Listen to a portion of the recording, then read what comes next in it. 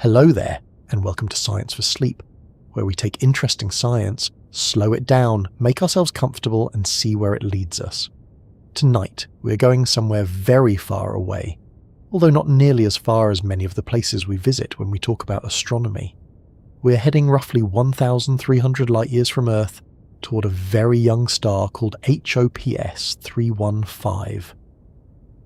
And around this star, astronomers have found something they have been hoping to catch for a very long time.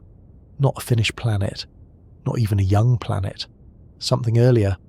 They appear to be watching some of the first solid material needed to make planets forming inside a young planetary disk. That may not sound quite as dramatic as discovering another Earth, photographing a black hole, or finding a mysterious signal from deep space. There is no enormous planet glowing dramatically beside its star. There is no convenient little label in the telescope image saying Earth 2.0 forming here. What scientists have detected is much smaller and in some ways much more important. They have found evidence of hot silicon monoxide gas beginning to condense into solid, crystalline silicate material around HOPS 315. These minerals are among the kinds of materials that can eventually become the rocky ingredients of planetesimals, the small bodies that grow, collide, merge, and eventually help build planets.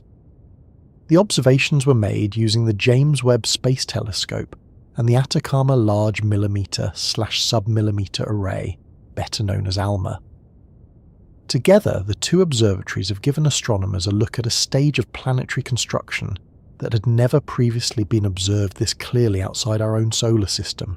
In other words, we may be looking at something close to the starting line, and that makes HOPS 315 unusual. Astronomers have already observed many disks around young stars. We know that newborn stars are often surrounded by broad rotating disks of gas and dust. We have seen gaps carved into some of those disks. We have found young giant planets. We have studied systems that appear to be well into the process of building worlds. But there has always been an awkward missing part in the story. How does the process begin? At what point does material that is simply floating around a young star start becoming the solid stuff from which worlds can actually be assembled? That sounds like it should be an easy question. Planets exist. We're sitting on one. There is a reasonably convincing example directly beneath you right now, assuming you are not listening from a balloon. So clearly nature has figured out how to make them. Unfortunately, nature did not leave us an instruction manual. Our own solar system is about 4.6 billion years old. Whatever happened during its earliest days happened an extremely long time ago. Earth has been melted, differentiated, resurfaced, struck by asteroids, rearranged by plate tectonics, weathered, eroded, frozen, heated, and generally treated rather roughly by geological history. The young sun is gone. The original disk of gas and dust is gone. Most of the earliest material has been destroyed, altered, incorporated into larger bodies, or transformed beyond recognition. Scientists studying the birth of our solar system are therefore a little like detectives arriving at a construction site several billion years after the builders have gone home. There are clues. Meteorites preserve some extraordinarily ancient material.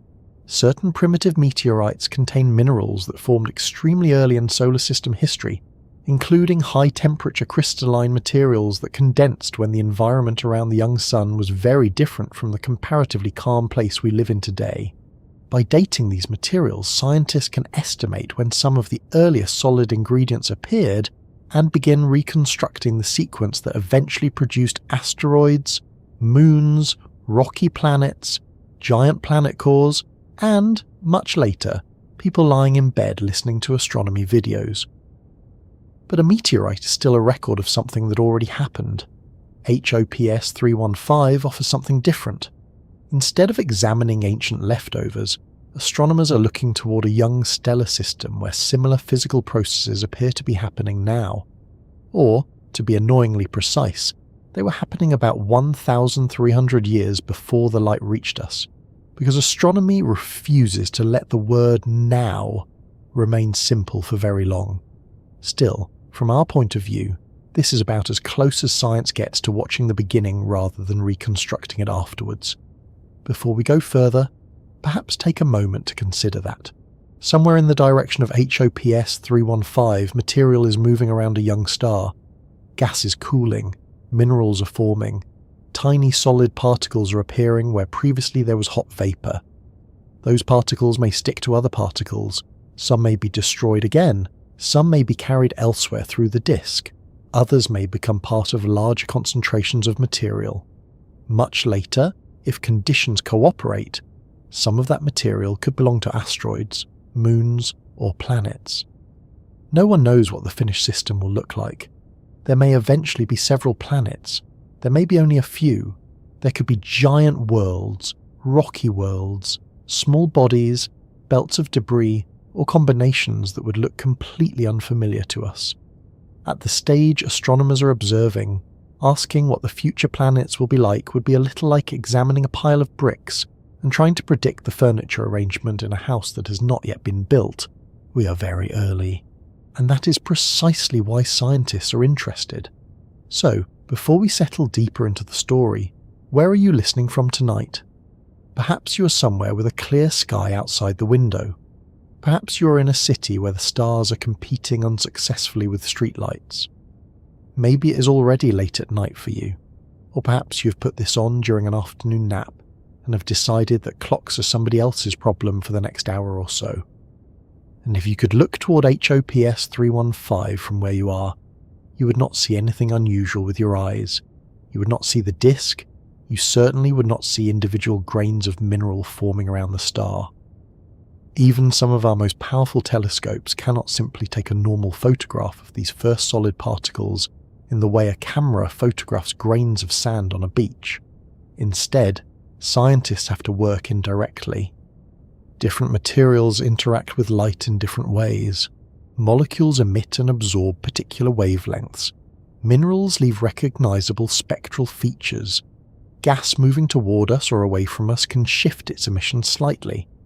Telescopes designed for different parts of the electromagnetic spectrum can therefore reveal different pieces of the same system. It is less like taking one photograph and more like walking into a dark room with several specialized instruments, each capable of detecting something the others cannot.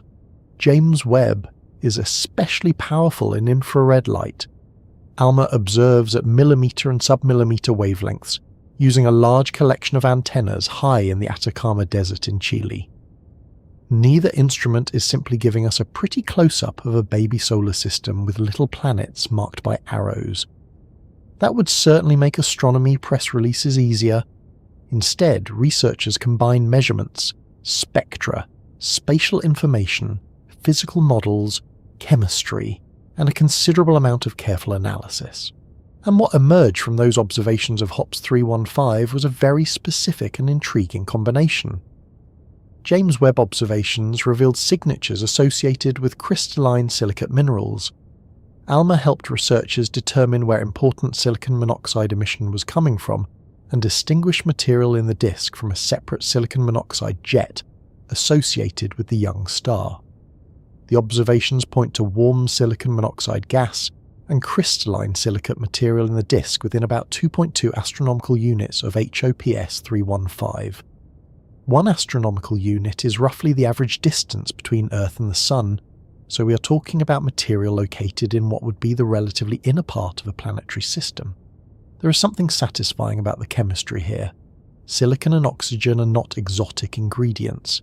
They're extremely important components of rocky material. Look around Earth and silicate minerals are everywhere. Much of the planet's crust and mantle is made from silicate minerals.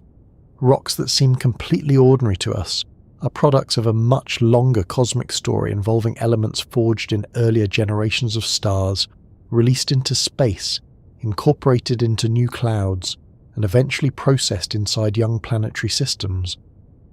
The floor beneath you, the mountains, sand, volcanic rock, much of the solid Earth itself, all belong to a chemical family whose beginnings can be traced back to environments like these, which means that when astronomers detect silicate formation around HOPS 315, they are not simply cataloguing another molecule in space.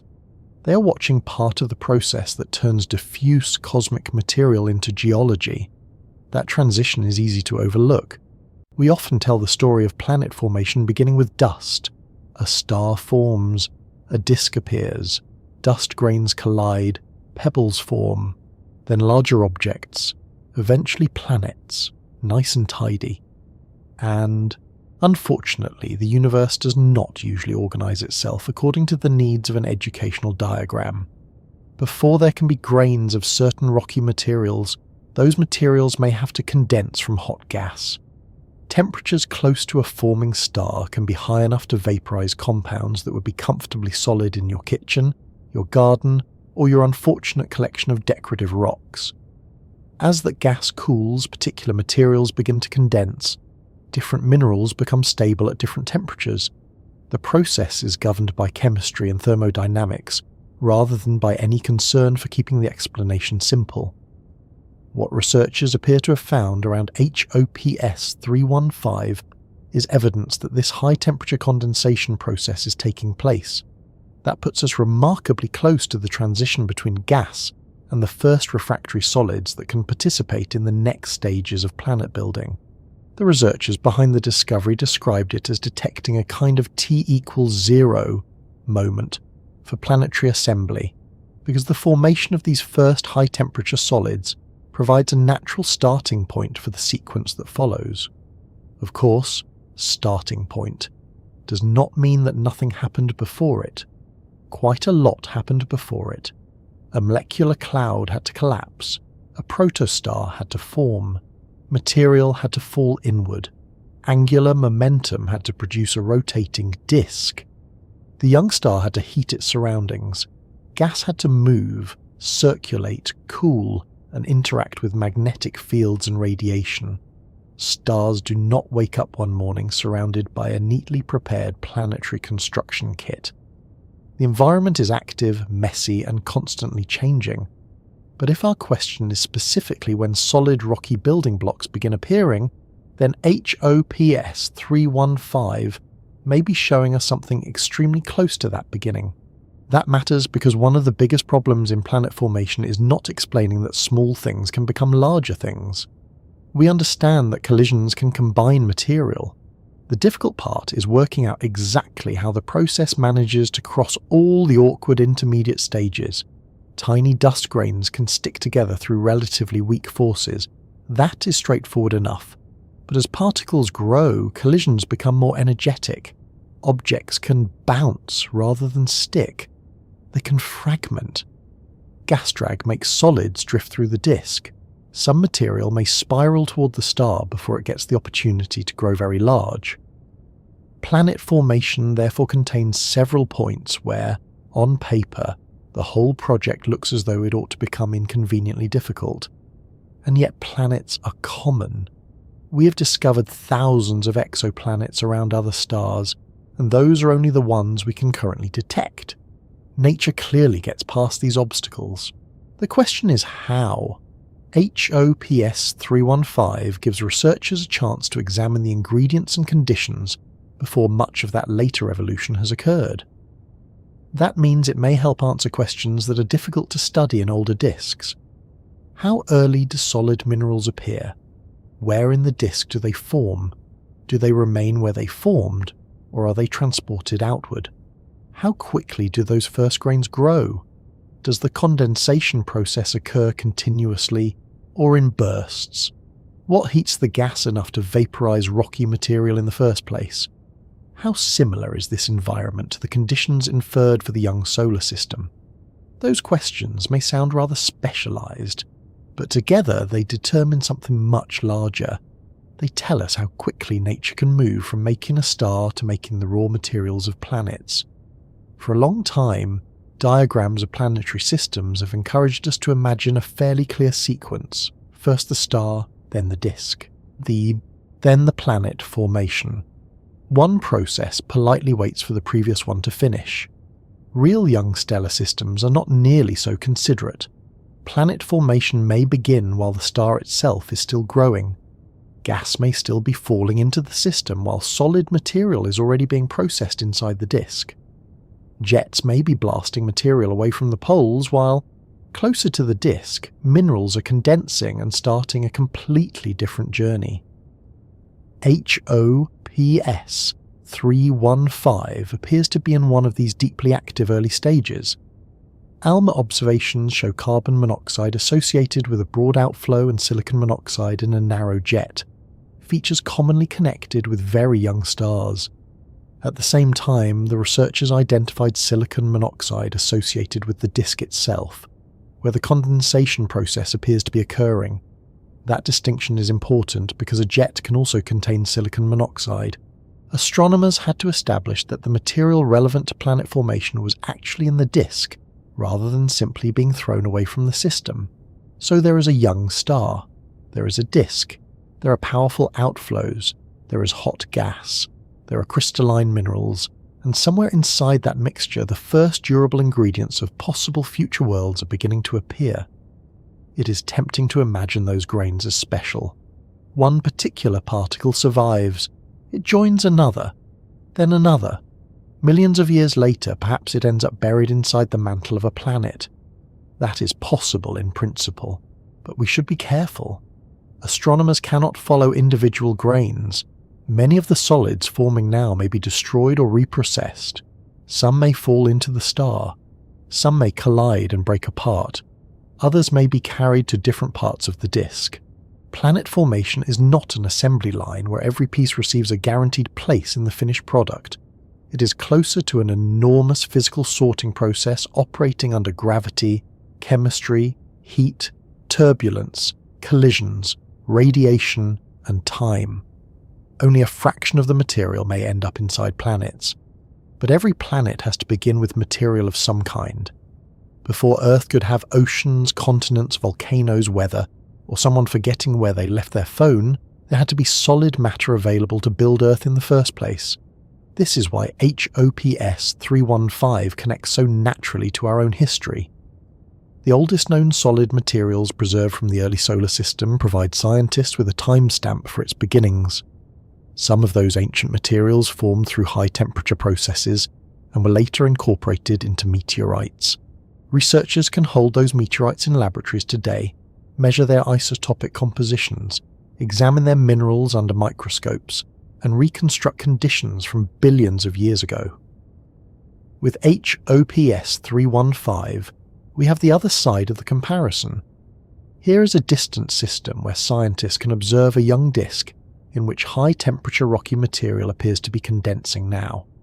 One is archaeology, the other is observation.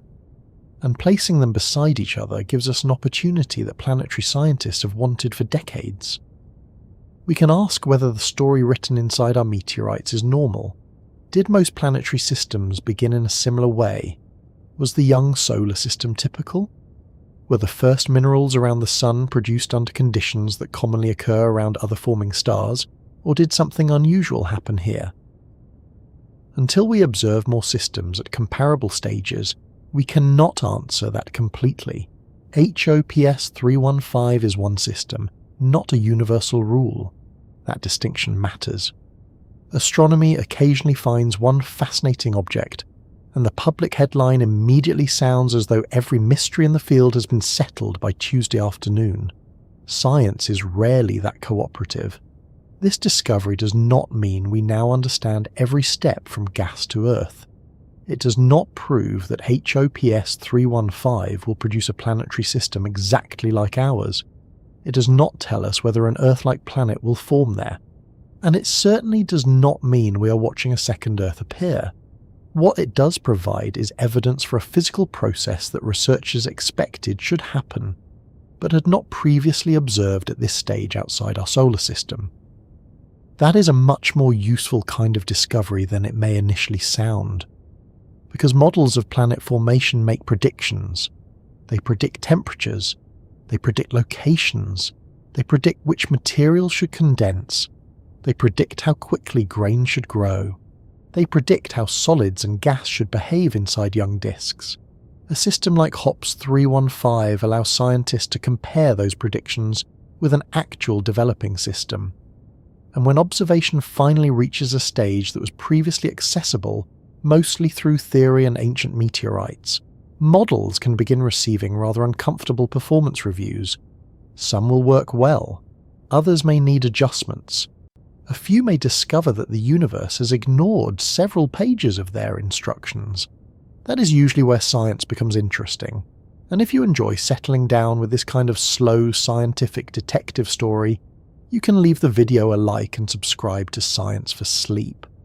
It helps more people find these long, quiet journeys through astronomy, physics, biology, and all the other subjects that become surprisingly pleasant once no one is asking you to sit an exam on them. You can also let me know where you're listening from.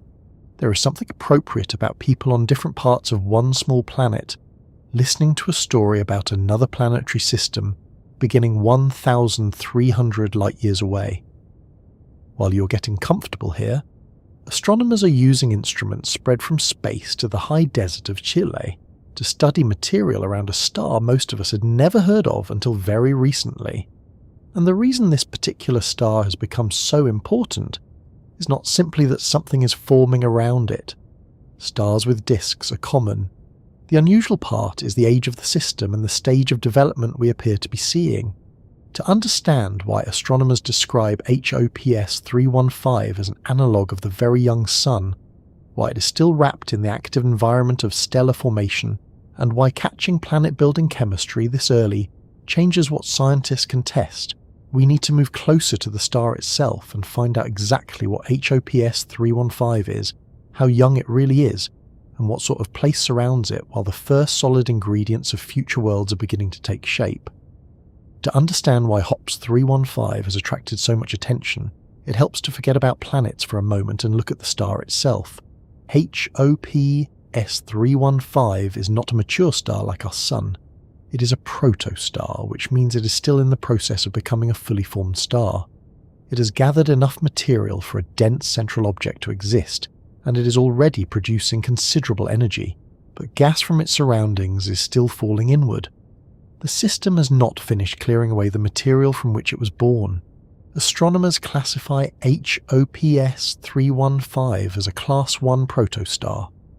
That places it very early in stellar development, after the deeply buried Class 0 phase but long before the relatively settled state of an ordinary main sequence star. The classification is based largely on the way energy from the object appears across different wavelengths, because young stars are surrounded by so much dust that visible light gives us only part of the story. And when astronomers say young here, they mean young in a way that makes our usual use of the word almost useless. The Sun is about 4.6 billion years old. HOPS 315 belongs to a phase that generally lasts only a tiny fraction of that time. Statistical studies place the typical combined Class 0 and Class 1 protostellar period on the order of 100,000 years. The researchers studying HOPS 315 note that the average age associated with a Class 1 protostar is roughly 135,000 years, although that should not be treated as a precise birthday for this individual star. In fact, some characteristics of HOPS 315, including its silicon monoxide jet, suggest that parts of the system resemble an even younger Class 0 object. So we should not imagine an astronomer looking at HOPS 315 and saying, "Ah yes, 132,417 years old on Tuesday." Stars do not come with birth certificates. What astronomers can do is examine their temperatures, luminosities, surrounding envelopes, disks, jets, chemical signatures, and the amount of material still falling onto them. Together, those clues tell researchers roughly where an object sits in the long process between a collapsing cloud and a stable star. HOPS 315 sits very close to the beginning. It is located in the Orion star-forming region, about 1,300 light-years from Earth. More specifically, it lies in the NGC 206-8 region of Orion, one of many places where dense clouds of gas and dust are producing young stars. The distance is approximately 420 to 427 parsecs, depending on the measurement being used, which translates to roughly 1,370 light-years, commonly rounded in public descriptions to about 1,300 light-years. That means the light reaching our telescopes today left the system many centuries ago. If someone near HOPS 315 had an extremely powerful telescope pointed toward Earth, they would not see us making videos about their star system. They would see Earth in the Middle Ages. This is normal in astronomy. Looking far away also means looking backward in time, because light needs time to travel. But HOPS 315 is interesting for a different reason. Even after accounting for that light travel delay, the object itself is genuinely at an extremely early stage of development. The star currently has a mass estimated at around 0.6 times the mass of our Sun. Researchers describe it as a K7 protostar, and observations indicate that it is still actively accreting material. The estimated mass accretion rate is around 8.5 times 10 to the -7 solar masses per year. If that rate and the broader evolutionary picture continue in roughly the expected way, researchers estimate that HOPS 315 could eventually become something close to a solar mass star by the time it reaches about 1 million years of age. That comparison is one of the reasons the system is so useful. HOPS 315 is not identical to the young Sun. No distant protostar can give us a literal recording of our own solar system being born. But its expected development, its mass, and the nature of its surrounding material make it a valuable analogue for some of the conditions that may have existed around the Sun when our own planetary system was beginning. And the word beginning needs a little attention here. A star does not form first and then politely announce that planet formation may now begin. The two processes overlap. The traditional picture we often see in simplified diagrams makes stellar and planetary formation look wonderfully organised. First there is a cloud. The cloud collapses, a star appears, a neat disk forms around it. Dust grains begin sticking together, planets grow, everyone takes their assigned position. Real systems are considerably less tidy. HOPS 315 is still surrounded by a dusty protostellar envelope. Material from that envelope can continue feeding the star and disk. At the same time, the disk is rotating, gas is heating and cooling, dust is moving, the star is accreting. Powerful winds and jets are carrying some material away. And while all of this is happening, solid minerals appear to be forming in the inner disk. So the system is not waiting for one task to finish before beginning another. It is doing several things at once. If you have ever tried to cook dinner while answering a message, boiling water, looking for a missing ingredient and wondering why the smoke alarm has suddenly developed an opinion, you have at least the general organisational principle. The physics is slightly more complicated. Around HOPS 315, astronomers see a protoplanetary disk containing gas and dust. A protoplanetary disk is a rotating structure left over from the formation of the star. Material that falls toward a newborn star usually carries angular momentum, which prevents all of it from simply dropping straight into the centre. Instead, much of it settles into orbit and forms a flattened disk. That disk is where planets may eventually grow. Earlier observations have estimated a dust disk radius for HOPS 315 of roughly 46 astronomical units. An astronomical unit, or AU, is the average distance between Earth and the Sun. So a radius of about 46 astronomical units would extend a little beyond the present orbit of Pluto, although comparing the two systems too literally can become misleading very quickly. This is not a finished solar system with familiar planetary orbits. It is a young disk whose structure will continue to change. The disk is also substantial. Measurements cited in the HOPS 315 study give a dust mass of about 105 Earth masses.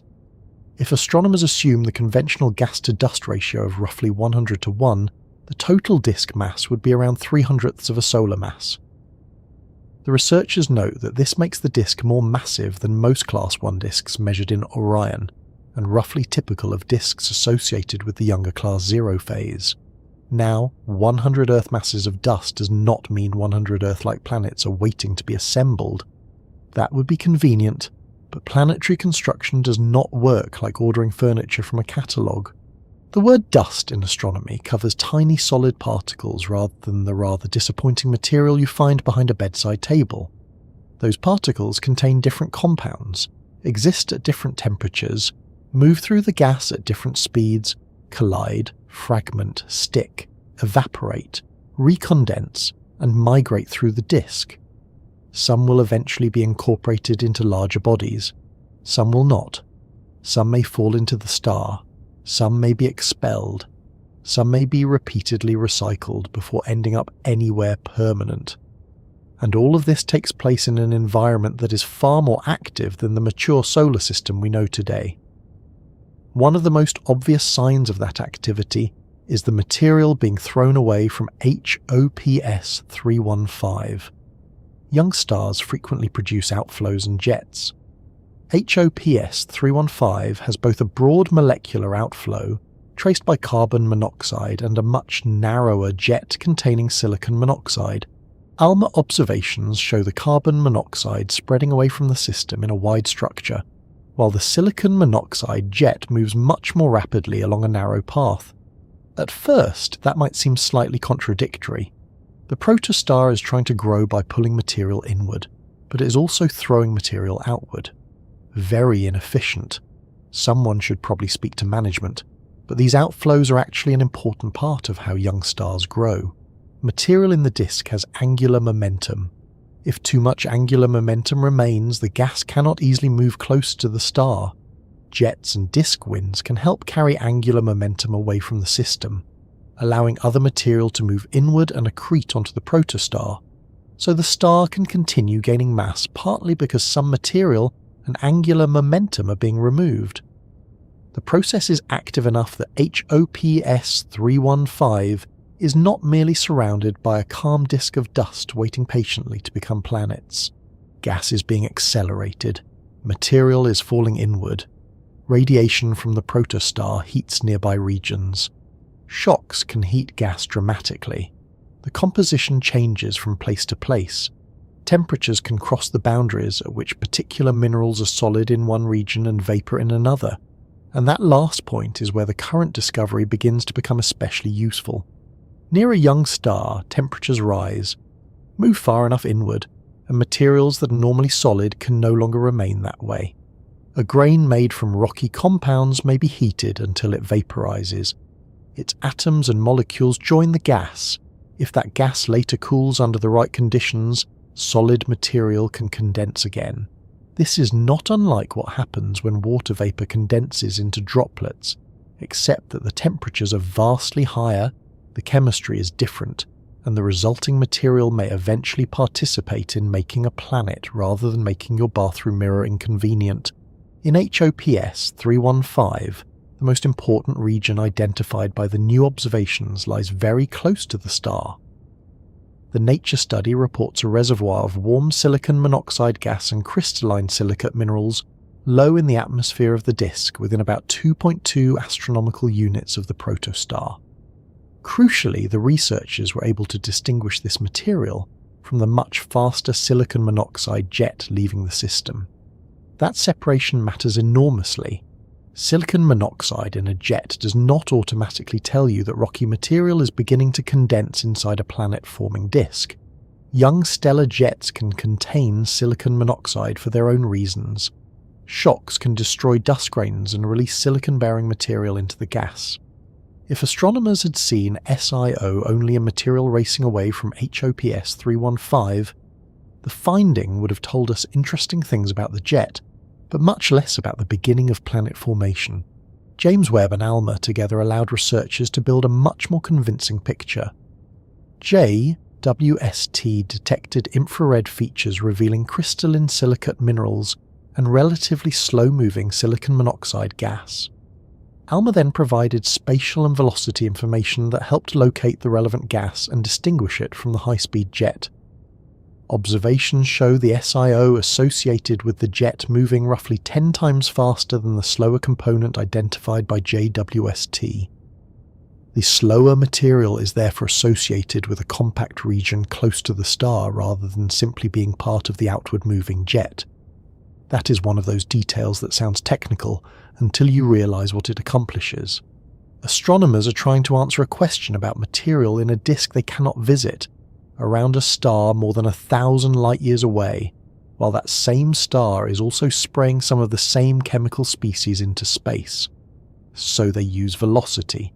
Material moving rapidly away behaves differently in the spectrum from material rotating much more slowly in the disk.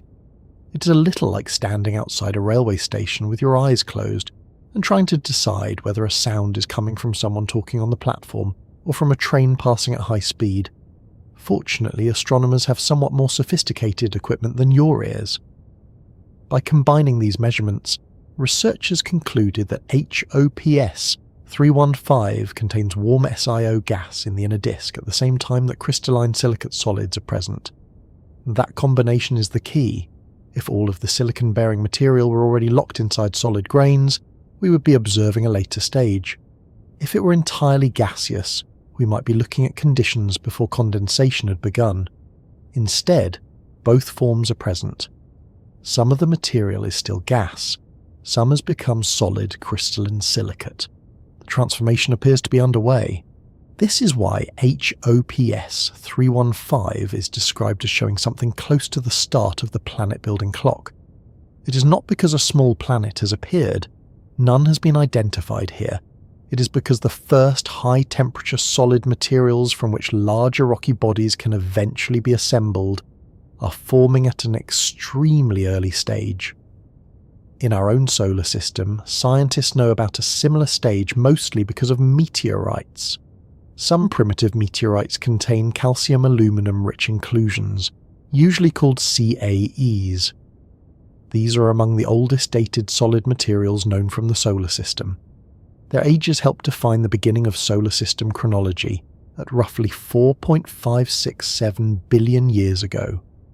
By studying their chemistry and isotopes, scientists infer that some of these early solids condensed at very high temperatures near the young sun. The problem is obvious. We have the products. We do not have the original scene.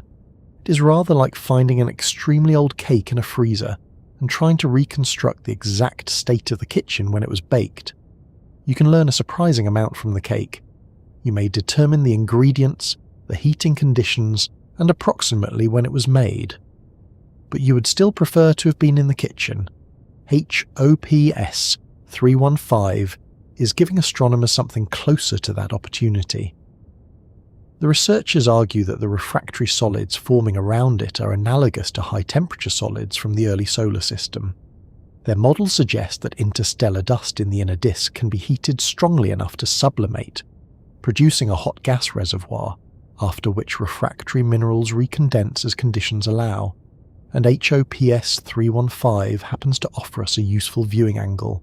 The system is inclined by around 40 degrees, and the geometry of its surrounding envelope gives astronomers a line of sight through the outflow cavity toward hot inner regions that would otherwise be hidden behind dust.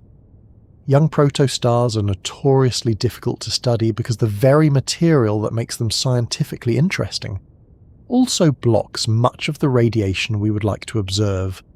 Dust is excellent at building planets. It is less considerate when you're trying to look through it. At visible wavelengths, dense, dusty envelopes can obscure a protostar almost completely. Infrared light can escape more easily, which is one reason JWST is so valuable for this kind of work. Its instruments can examine wavelengths where warm dust, molecular gas, and mineral features become accessible. Even then, geometry matters. A completely edge-on disk might hide important inner regions. A system viewed from another direction could make different components overlap. HOPS 315 gives researchers a fortunate combination. A deeply young object, significant surrounding material, an active disk, and a viewing geometry that allows signals from the planet-forming region to reach us. Astronomers did not know when the star formed that it would eventually be especially convenient for JWST observations. It has simply been kind enough to cooperate. There is another useful lesson here. When we hear that scientists have found a newborn solar system, it is easy to picture a small version of ours, a tiny sun in the centre, little Earth somewhere nearby, a miniature Jupiter farther out, perhaps a confused proto-Saturn still working on its rings. That is not what astronomers have observed.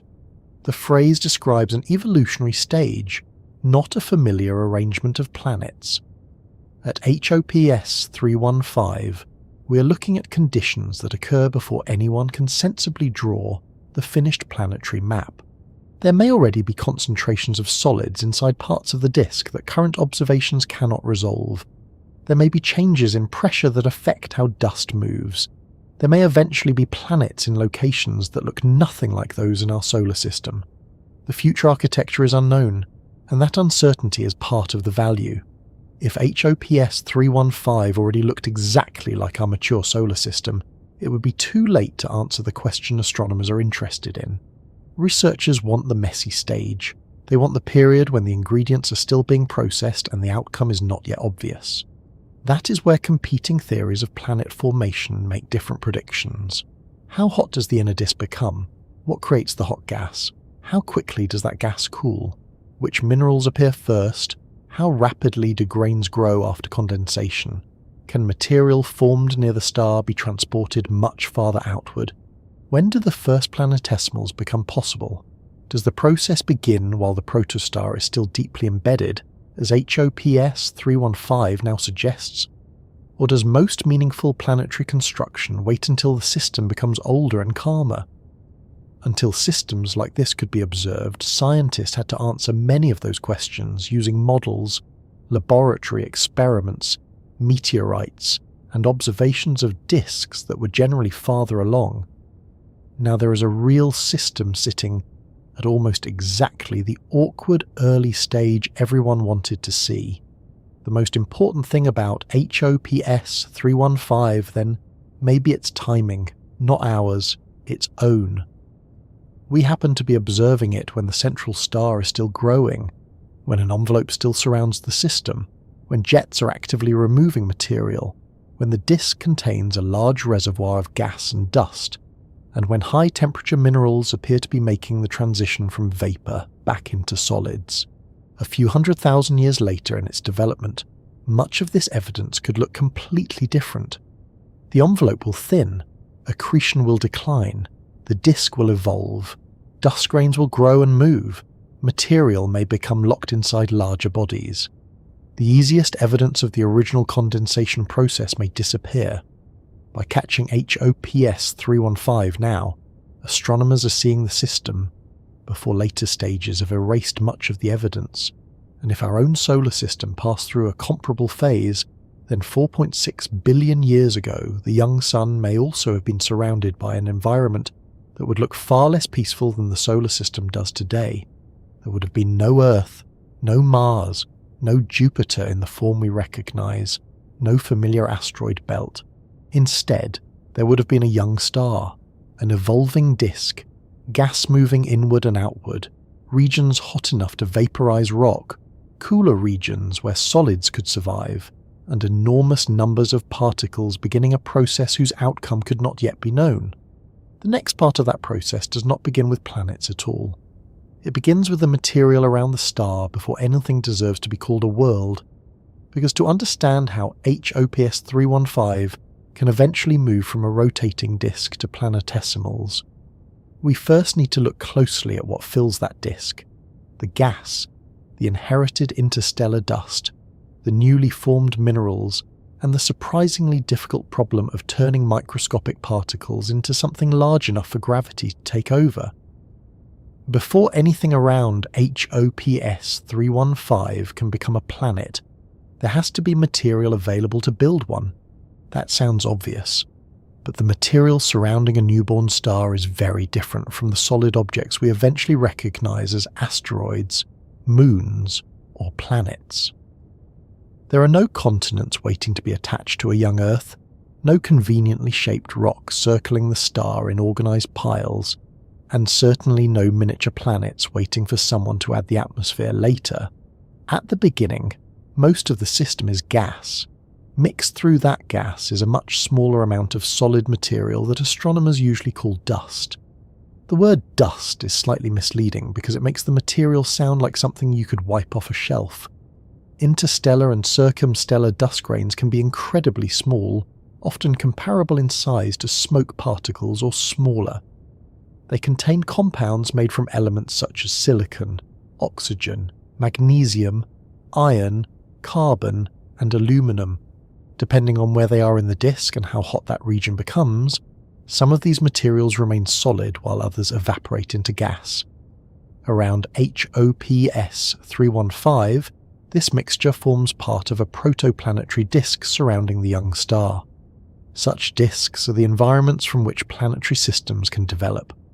Observations of HOPS 315 are especially valuable because the system is still deeply young, yet astronomers can already see chemical evidence that some of its rocky material is being processed into the first high-temperature solids associated with planet formation.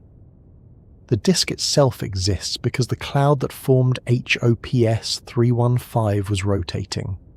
Long before HOPS 315 became recognizable as a protostar, part of a cold molecular cloud began collapsing under gravity. The material did not fall directly toward one perfectly stationary point. It carried angular momentum. As the cloud contracted, its rotation became increasingly important. You can see a version of the same principle when an ice skater pulls their arms inward and spins faster. A collapsing star-forming cloud is obviously much larger, colder, and less likely to perform competitively, but the underlying conservation of angular momentum is similar. Material falling toward the center cannot simply lose all of its sideways motion. Much of it therefore settles into orbit around the growing protostar, creating a flattened, rotating disk. The central star grows by taking material from this disk and from the surrounding envelope. Some material is also sent away in winds and jets. Meanwhile, the disk continues evolving. This means that the same reservoir of matter has several possible futures. Some gas will become part of the star, some will escape the system, some may remain in the disk for millions of years, and a small fraction of the material may eventually become planets. When we talk about a planetary system being born, it is easy to concentrate on that last fraction, because planets are the interesting finished objects. But at this stage, planets are only one possible destination among many for the material moving through the system. The gas dominates the disk by mass. Hydrogen is the main ingredient, with helium making up much of the rest. Smaller amounts of heavier elements and molecules provide the chemistry that makes the disk particularly interesting to planetary scientists. Carbon monoxide is one of the molecules astronomers often use to study cold gas, because it produces emission at wavelengths that radio and millimeter observatories can detect very effectively. Around HOPS 315, ALMA observations reveal carbon monoxide associated with a broad outflow extending away from the protostar. A narrower silicon monoxide jet is visible as well. These structures show that HOPS 315 is still actively interacting with its surroundings, rather than quietly sitting at the center of a settled planetary disk. Closer to the midplane of the disk, conditions are different. The midplane is the dense central layer where much of the solid material can settle over time. Above and below it lies a more exposed disk atmosphere, where radiation from the young star can penetrate more easily. Temperature changes dramatically depending on distance from the star, height above the disk, density and local heating processes. Near the central protostar, temperatures can become high enough to destroy ordinary dust grains. Move farther outward, and more materials can survive in solid form. Continue farther still, and compounds that would vaporize in the inner disk can freeze onto grains. The result is not one uniform bowl of gas and dust. It is a changing chemical environment. Imagine placing several materials into an oven and slowly turning up the temperature. An ice cube disappears first. Plastic behaves badly soon afterward. Metal survives much longer. The comparison is crude, but the important idea is that different materials have different temperature limits. Something similar happens in a protoplanetary disk. Water can exist as vapor close to the star but freeze into ice farther away. Carbon-bearing molecules have their own transition regions. Rock-forming materials survive at much higher temperatures, but even silicate grains eventually become unstable if the environment becomes hot enough. Planetary scientists often refer to boundaries such as snow lines or condensation fronts. These are regions where the temperature crosses the point at which a particular substance changes between gas and solid. They matter because solids behave differently from gas. Gas remains strongly influenced by pressure. Solid particles can settle, drift, collide, and concentrate. Changing something from vapor into a solid grain therefore changes what that material can do inside the disk. This is particularly important for the innermost rocky material around a newborn star. The inner disk can experience temperatures of more than 1,000 degrees. At sufficiently high temperatures, silicate dust that arrive from the interstellar cloud can evaporate. The atoms and molecules that once belonged to solid grains become part of a hot gaseous mixture. If that gas later cools, new minerals can condense from it. This is one of the processes researchers believe occurred very early in our own solar system.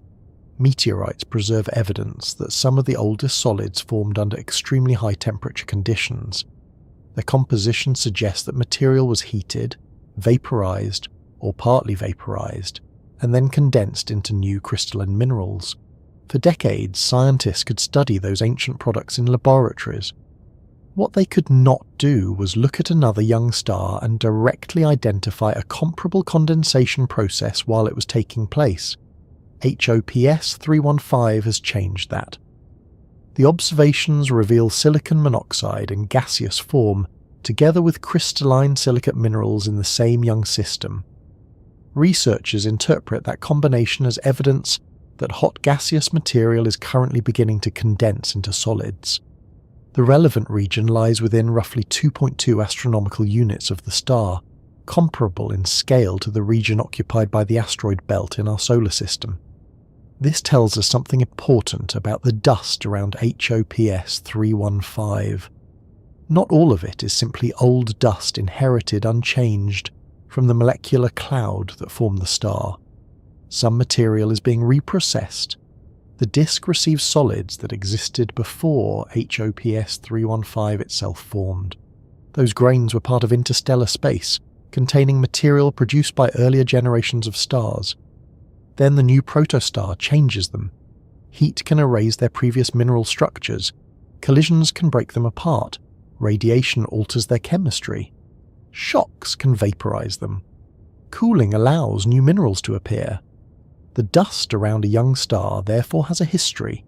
A grain may have existed in interstellar space for millions or billions of years, entered the collapsing cloud that formed HOPS 315 fallen toward the new protostar, been heated until it disappeared into gas, and then contributed atoms to a completely new solid grain. The planets that eventually form are not built simply from untouched leftovers. The disk is a processing environment. That distinction becomes particularly useful when scientists compare HOPS 315 with our own solar system. The atoms inside Earth are older than Earth. Many are older than the Sun. Some heavy elements were created inside stars that lived and died before the molecular cloud that produced our solar system even existed.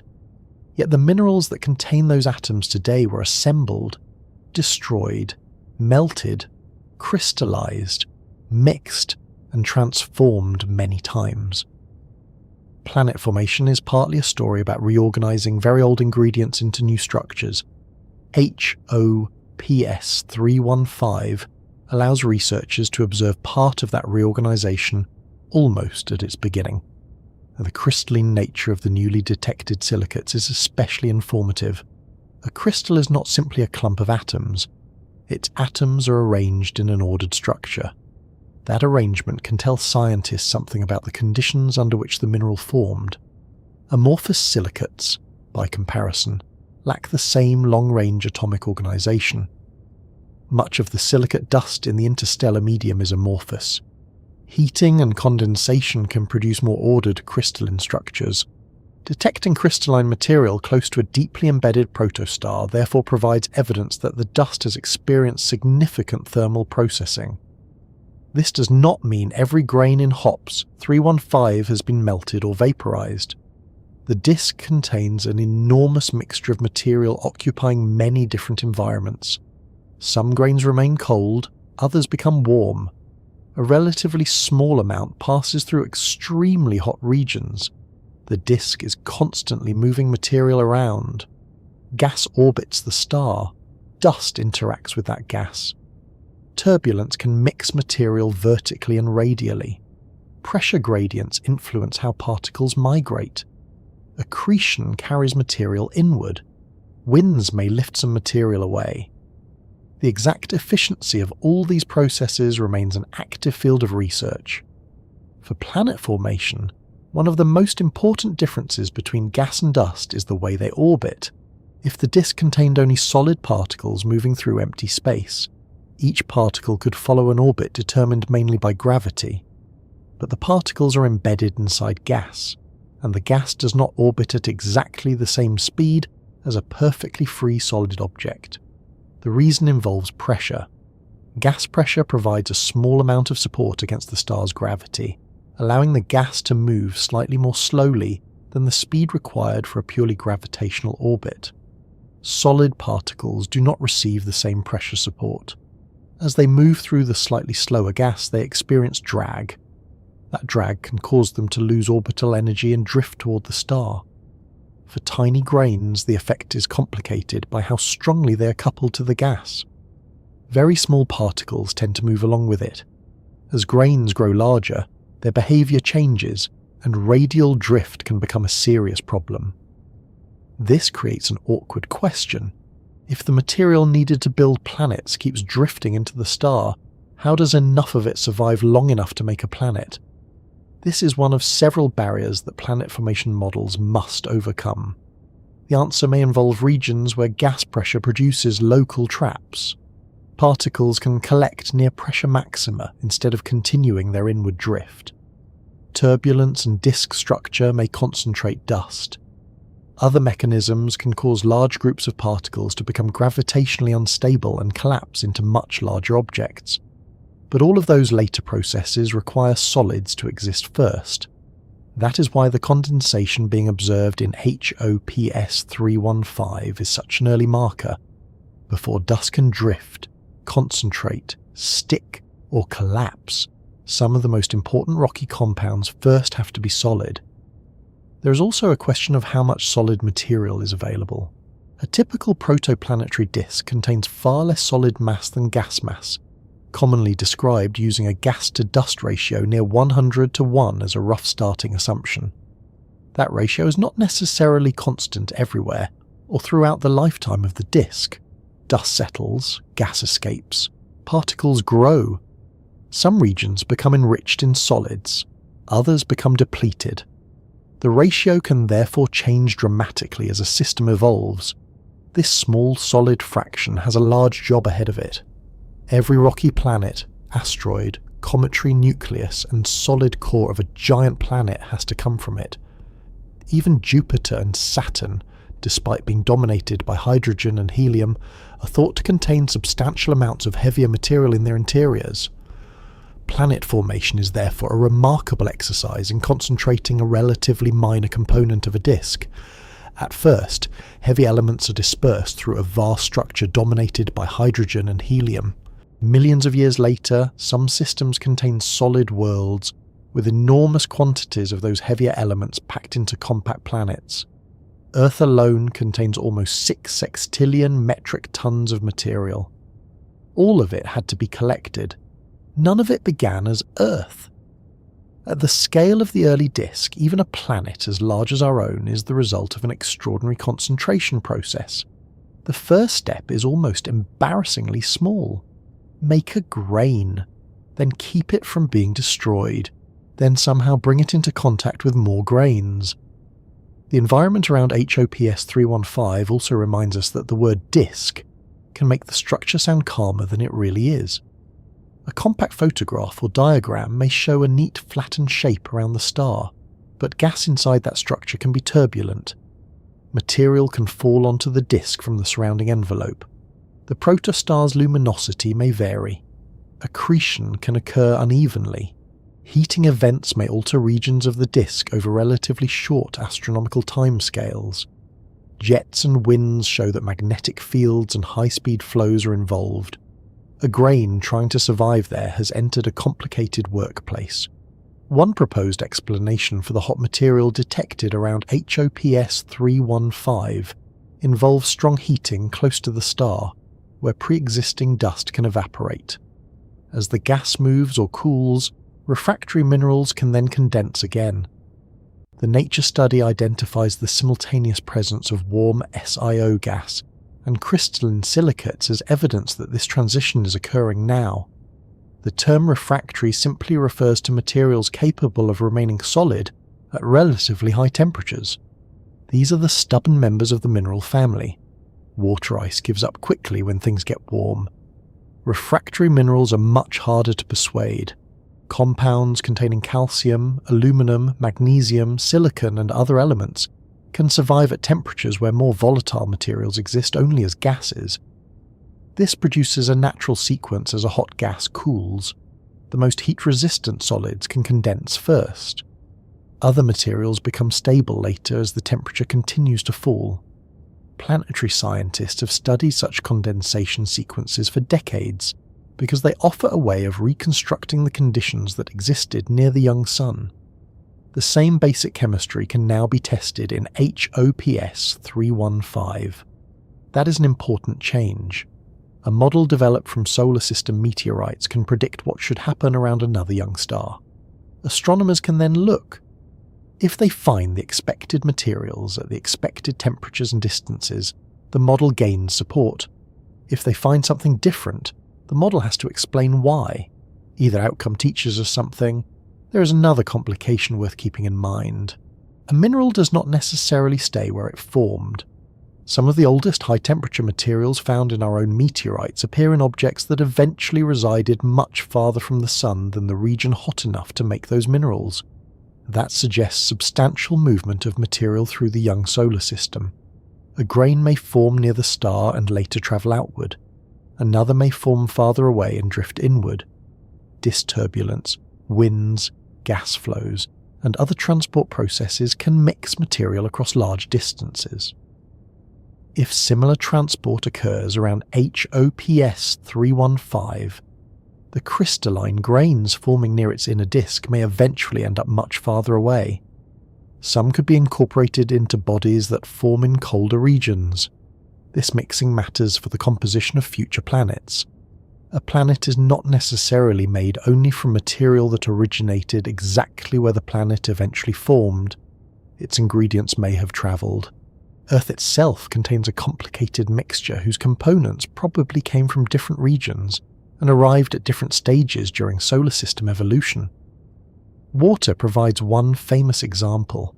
The detailed origin of Earth's water remains debated, but researchers broadly agree that volatile rich material from beyond the hottest inner solar system contributed to the inventory of water and other compounds on the terrestrial planets.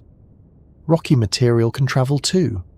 A young planetary disk behaves less like a set of isolated circular lanes, and more like a connected environment in which material can be redistributed. This makes HOPS 315 valuable, beyond the simple fact that minerals are forming there. If astronomers continue studying the system with sufficient detail, they may be able to learn where different materials are produced and how those materials move afterward. The combination of JWST and ALMA is particularly powerful because the instruments reveal different parts of the problem. JWST can identify infrared spectral signatures associated with warm gas and solid minerals. ALMA can map cooler gas and trace its motion at much longer wavelengths. In HOPS 315, that combination allowed researchers to distinguish the disk component of silicon monoxide from the much faster silicon monoxide jet and establish that the planet-forming material is located close to the star.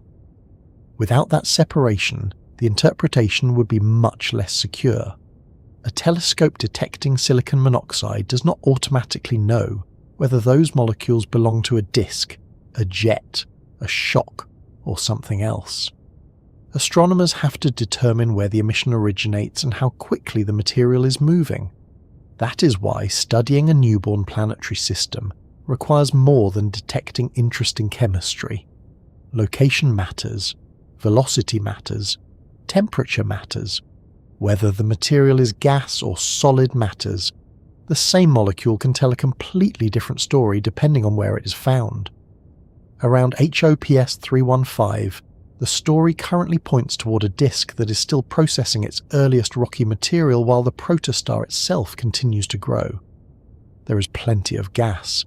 There is inherited dust. There is newly processed dust. There are hot inner regions and cooler outer regions. There are winds carrying material away and accretion carrying other material inward. And hidden inside this complicated environment is the transition that eventually makes planets possible. Gas alone does not give you a rocky world.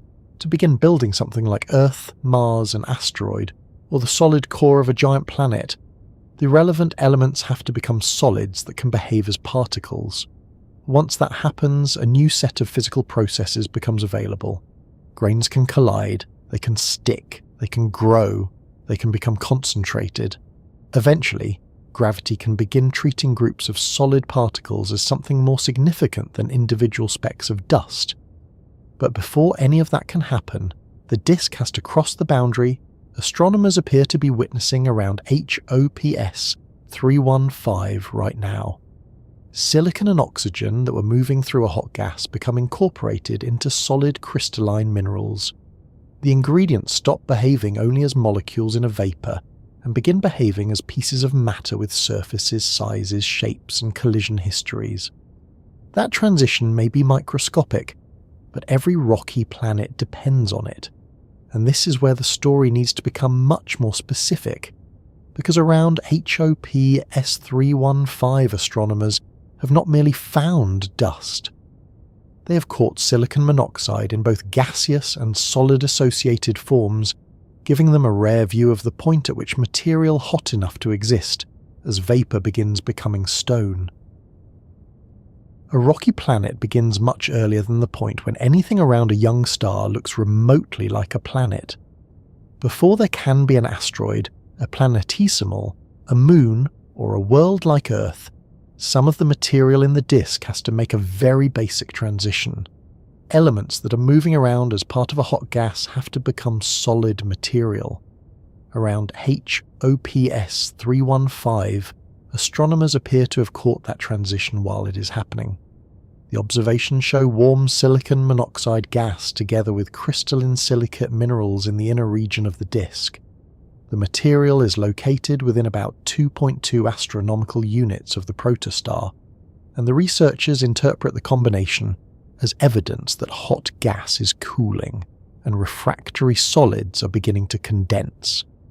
This is the process they describe as the planet-forming T=0 moment, because the appearance of these first high-temperature solids provides a starting point for the later assembly of planetesimals. To understand why this matters, it helps to look at what happens to rock when the temperature becomes extremely high. On Earth, we're used to thinking of rock as one of the more dependable forms of matter. Ice melts, water boils, metal becomes hot enough to burn you long before it looks particularly worried. Rock generally sits there. That gives us the impression that rocky material is permanent. It is not. Heat it enough, and a mineral will melt. Continue heating it under the right conditions, and its components can enter the gas phase. The exact temperature depends on the mineral, pressure, composition, and surrounding environment, but in the hottest regions of a young planetary disk, temperatures can become high enough to destroy the solid grains that arrive there from interstellar space. For HOPS 315, models discussed by the research team indicate that accretion heating can raise parts of the inner disk to around 1300 Kelvin, hot enough for rocky grains to vaporize. The material that had previously existed as dust can then become a mixture of molecules and atoms in the gas. That resets the material in an important way. Imagine taking an old building, breaking every brick into its chemical ingredients, mixing those ingredients together, and then allowing completely new bricks to form. The comparison is not perfect, but it gets us closer to what thermal processing can do inside a protoplanetary disk. A dust grain entering the hot inner region may already have had an extremely long history. It may have formed around an older star. It may have survived the death of that star. It may have spent millions of years wandering through the interstellar medium. Later, it became part of the molecular cloud that collapsed to form HOPS 315. Then it fell inward with the surrounding material. After surviving all of that, it reaches a sufficiently hot part of the new disk and is vaporized. Rather rude, really.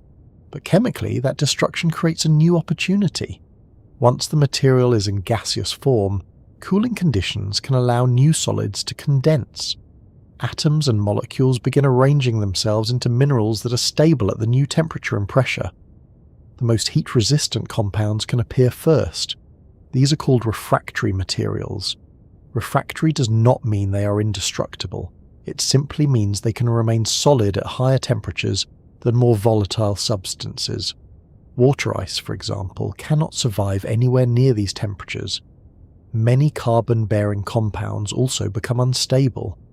Refractory minerals containing elements such as calcium, aluminum, magnesium, silicon, and oxygen can remain solid under much hotter conditions.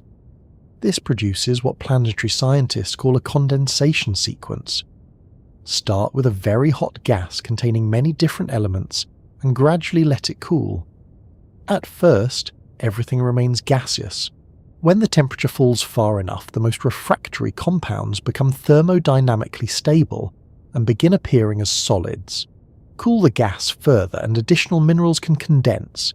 Continue cooling and eventually materials that could never survive in the hot inner disk can become solid too. Farther from a star where temperatures are much lower, even substances such as water can freeze into ice. So a planetary disk naturally sorts materials partly according to temperature. The inner region favours rock and metal. Colder regions allow a much wider inventory of solid compounds. This is one reason giant planets can grow efficiently beyond certain condensation fronts. Ices add more solid material to the disk, giving planet-building processes more material to work with. But HOPS 315 is showing us the opposite end of the temperature range. Here the interesting question is not when water freezes, it is when rock first becomes rock. Silicon monoxide is useful in this story because silicon and oxygen are major ingredients of silicate minerals. Silicates are among the most important rocky materials in planetary systems. They are abundant in Earth, meteorites, asteroids, and interplanetary dust. If you could somehow dismantle much of Earth's mantle into its mineral ingredients, silicate compounds would dominate the collection. So the detection of silicon monoxide around HOPS 315 is not a random chemical curiosity. It connects directly to the material needed for rocky bodies. The unusual feature is that researchers detected silicon monoxide in the gas, while also detecting crystalline silicates. That gives them evidence for material on both sides of the transition. Some silicon-bearing material is still gaseous, some is already incorporated into solids. If astronomers observed only crystalline silicates, those minerals might have formed earlier and simply remained in the disk. If they observed only hot silicon monoxide gas, the material might still be entirely before the condensation stage. Finding both allows a different interpretation. The process appears to be underway. ESO's summary of the discovery describes the silicon monoxide as being present both in gaseous form and within crystalline minerals, indicating that it is beginning to solidify. Astronomers had not previously observed this particular early condensation process in a protoplanetary disk outside our solar system. The word crystalline is important too. A solid does not automatically have a neatly ordered internal structure. Amorphous material contains atoms without the same long-range organization found in a crystal. Many interstellar silicate grains are largely amorphous. When material is strongly heated and then cools under suitable conditions, crystalline silicates can form. Those crystals therefore carry information about their thermal history. The structure of the mineral tells scientists that the material has experienced conditions different from those of cold, relatively unprocessed interstellar dust. We see a similar record in our own solar system. Primitive meteorites contain some of the oldest solid materials available for laboratory study. Among the most famous are calcium-aluminum-rich inclusions, usually shortened to CAEs. These small inclusions formed extremely early, and radiometric dating places their formation around 4.567 billion years ago. Planetary scientists often use them to mark the beginning of the solar system's solid material chronology. If you want to ask when the construction of our planetary system began in a measurable sense, CAs provide one of the best clocks we have. Their chemistry indicates formation at very high temperatures. That means the early solar system contained regions where older dust was heated severely, with some material evaporating and new refractory solids condensing from the hot gas. Those solids were later mixed through the young solar system. Some ended up inside small bodies. Those bodies became fragments. Some fragments eventually fell to Earth as meteorites. Scientists then cut them open billions of years later and found the original high-temperature minerals still inside. It is an extraordinary chain of events, although the meteorite presumably found the final atmospheric entry portion less enjoyable. For decades, this ancient material gave researchers a detailed record of what must have happened near the young sun. But it was still a record. You can analyse the final mineral, you can measure isotopes, you can determine its age, you can infer the temperature at which it formed, you can build models describing the gas from which it condensed. What you cannot do is point a telescope at the young solar system. That particular viewing opportunity expired roughly 4.6 billion years ago. HOPS 315 provides something close to the missing comparison. The researchers found that its warm silicon monoxide reservoir and crystalline silicates are consistent with refractory solid formation, analogous to the earliest mineral condensation inferred for our own solar system. Their disk and condensation models indicate that interstellar solids can be sublimated in the hot inner disk, and then recondense into high-temperature minerals on timescales, comparable to those associated with early solar system refractory material. This does not mean the minerals around HOPS 315 are identical to every ancient inclusion in a meteorite. It does not mean the system will follow exactly the same history. And it certainly does not mean an Earth is guaranteed to appear eventually. The significance lies in the physical process. A mechanism reconstructed from ancient solar system material can now be compared with an active young system elsewhere in the galaxy. That gives scientists a chance to test whether our interpretation of those meteorites makes sense in a real planet-forming environment. There is a useful scientific difference between saying, "Our samples suggest this probably happened," and saying, "We have now found another system where something similar appears to be happening." The second statement gives the first one much more context. The location of the solids also matters. The relevant material around HOPS 315 lies within roughly 2.2 astronomical units of the star. 1 astronomical unit is the average distance between Earth and the Sun. So if we were using the scale of our own solar system purely as a reference, the condensation region would lie within a distance comparable to the inner planetary system and the inner portion of the asteroid belt. Again, the comparison should not be taken too literally. HOPS 315 is not the young sun placed in another part of the galaxy. Its disk structure, luminosity, accretion history, chemistry, and future planets may differ from ours. But the fact that high-temperature solids are appearing at roughly terrestrial planet-forming distances makes the comparison particularly interesting. This is where rocky planets could eventually begin obtaining their raw ingredients. Those ingredients are extremely small. A newly condensed mineral grain is nowhere near becoming a planetesimal. It does not have meaningful gravity of its own. It cannot clear an orbit. It cannot hold an atmosphere. If you placed one beside a planet, the comparison would be ridiculous. But the planet cannot exist without the grain. That is the strange scale problem at the beginning of planet formation. Earth is roughly 12,742 kilometers across. The first solid building blocks can be microscopic. Planet formation therefore requires nature to cross an enormous range of sizes. Atoms become minerals. Minerals exist as grains. Grains form aggregates. Aggregates grow into larger particles. Eventually, some mechanism has to produce bodies large enough for gravity to become important. Then collisions and gravitational interactions can build planetary embryos. Those embryos collide and merge. After millions of years, recognizable planets can emerge. None of those later steps can begin in the rocky part of a disk until solids exist. That is why astronomers use condensation as a meaningful starting point. They are not claiming a planet has formed around HOPS 315. They are saying that some of the first material capable of participating in that long construction process is appearing. There is another reason catching the condensation stage is difficult. It can happen quickly. Astronomical systems live for millions or billions of years, but some important transitions happen during relatively brief windows. The protostellar stage itself is short compared with the life of a star. The specific combination of temperature, accretion, gas composition, and viewing geometry required to detect active refractory condensation may be shorter still.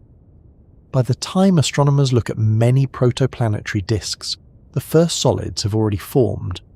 The disk may contain plenty of dust, but the original transition from hot gas to fresh mineral grains is over. It is like arriving at a bakery after the bread has cooled. You know baking happened. You can inspect the bread.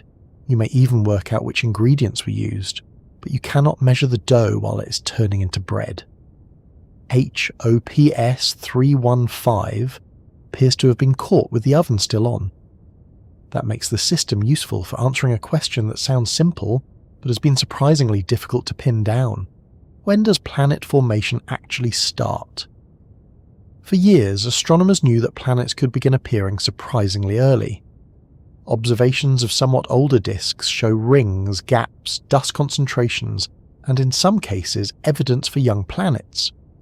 Those findings already pushed planet formation toward earlier stages than older models sometimes assumed. HOPS 315 moves the question even farther back. The central protostar is still deeply young, material is still accreting.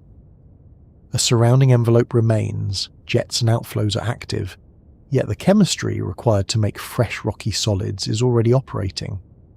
Planet formation, then, does not appear to wait for star formation to finish. The two processes overlap. While HOPS 315 is still becoming a star, the material needed to make its future planets is already being prepared. That changes how we should picture the early history of systems like our own. The young sun probably did not complete its formation, settle down, clear the surrounding environment, and only then begin producing planet-building solids. Important mineral processing may have started while the sun was still actively accreting. The first solids and the growing star may therefore belong to the same period rather than two neatly separated phases. That is exactly the sort of detail meteorites have hinted at but cannot show directly. HOPS 315 gives researchers a living example to examine. There's also the question of what heated the gas. The paper argues that energy released by accretion can heat the inner disk sufficiently for rocky grains to vaporize. As material falls toward the star and loses gravitational energy, part of that energy becomes heat. Under suitable conditions, disk temperatures near the center can reach the roughly 1300 Kelvin range needed to process refractory material. This makes accretion more than a mechanism for feeding the star. It can change the chemical history of the disk. If the accretion rate varies, the heating may vary too. Young stars are not always steady. Some undergo episodes in which material suddenly falls inward much more rapidly. These accretion bursts can increase luminosity and heat larger portions of the disk. A region that was previously cool enough for dust to survive may temporarily become hot enough to vaporize it. After the burst fades, that gas cools and solids can condense again. The result would be repeated cycles of destruction and reformation. The HOPS 315 study does not settle every detail of how often such events occur, but the observation gives scientists a system where they can test which heating processes are capable of creating the detected gas reservoir. This matters because the mineral population of a disk depends on its thermal history. Two disks of similar mass could produce different solid materials if one experienced stronger or more frequent heating events. Those differences might later influence the composition of their planetesimals, and once material condenses, it does not necessarily remain chemically isolated. Fresh grains encounter older interstellar dust. They can collide with each other. They can acquire coatings. They can be heated again. They can move radially through the disk. Some may travel outward into much cooler regions. Others may drift toward the star and be vaporized for a second time. The first solids are therefore not permanent little certificates stating, "Future planet material, do not disturb." They enter an environment that immediately begins modifying them. This is one reason comparing exoplanetary systems with meteorites is so valuable. Meteorites contain mixtures of materials with different histories. Some components experienced very high temperatures, others remained relatively primitive. Still others were altered by water or heating inside their parent asteroids. When scientists look at these mixtures, they are seeing the accumulated results of many processes. HOPS 315 allows one of those processes to be isolated closer to the moment when it begins. The simultaneous detection of gas phase SiO and crystalline silicate material is the important clue. Juster WST's infrared spectroscopy was central to finding it. Instead of producing only an ordinary image, spectroscopy separates incoming radiation according to wavelength. Different molecules and minerals interact with specific wavelengths in characteristic ways. Their presence leaves features in the resulting spectrum. JWST's NIR spec and MIR instruments recorded a rich spectrum from HOPS 315 containing signatures from gases, ices, and rocky solids. The researchers reported both the vibrational band of gaseous silicon monoxide and unusually strong absorption from crystalline SiO-rich silicates. JWST could therefore tell scientists what kinds of material were present. ALMA helped answer where the important silicon monoxide was located and how it was moving. That second step was essential because HOPS 315 also produces a high-speed SiO jet. Silicon monoxide in a jet can arise when shocks destroy dust and release silicon-bearing material. If all of the detected SiO belonged to that jet, the interpretation would be very different. The team therefore had to separate the fast outward-moving material from the slower silicon monoxide associated with the disk. ALMA observations showed the narrow SiO jet and the broader carbon monoxide outflow, while the combined observations placed the warm, planet-forming reservoir low in the disk atmosphere and physically separate from the millimeter SiO jet. This is a good example of why major astronomical discoveries increasingly depend on several observatories working together. JWST is extraordinarily powerful, but it does not do everything. ALMA is extraordinarily powerful, but it does not do everything either.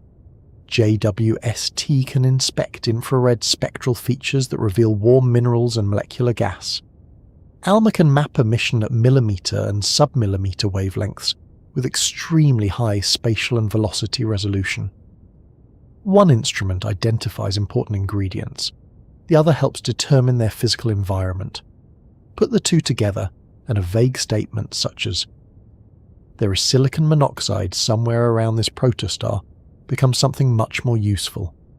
There is silicon monoxide gas in a disk. It is located close to the star. It is distinct from the high-speed jet. Crystalline silicates are present as well. Models indicate that the conditions are consistent with older interstellar dust being vaporized and refractory solids then recondensing. That is a much stronger physical story. It also gives astronomers targets for future observations. If this is how the first rocky solids commonly form, similar chemical combinations should exist around other extremely young protostars. The difficulty is finding systems where the inner disk can actually be observed. Many are hidden behind thick envelopes of dust. Others may be oriented at inconvenient angles. Some may be too distant. The condensation phase may also be brief enough that only a fraction of targets are caught at the right time. HOPS 315 may therefore be the first example rather than an isolated curiosity. Astronomers will want more. One system can demonstrate that a process occurs. A larger sample can tell us how common it is. If researchers find comparable condensation signatures around many young stars, they can begin asking whether refractory solid formation usually starts at the Class 1 stage or even earlier. They can compare stars of different masses.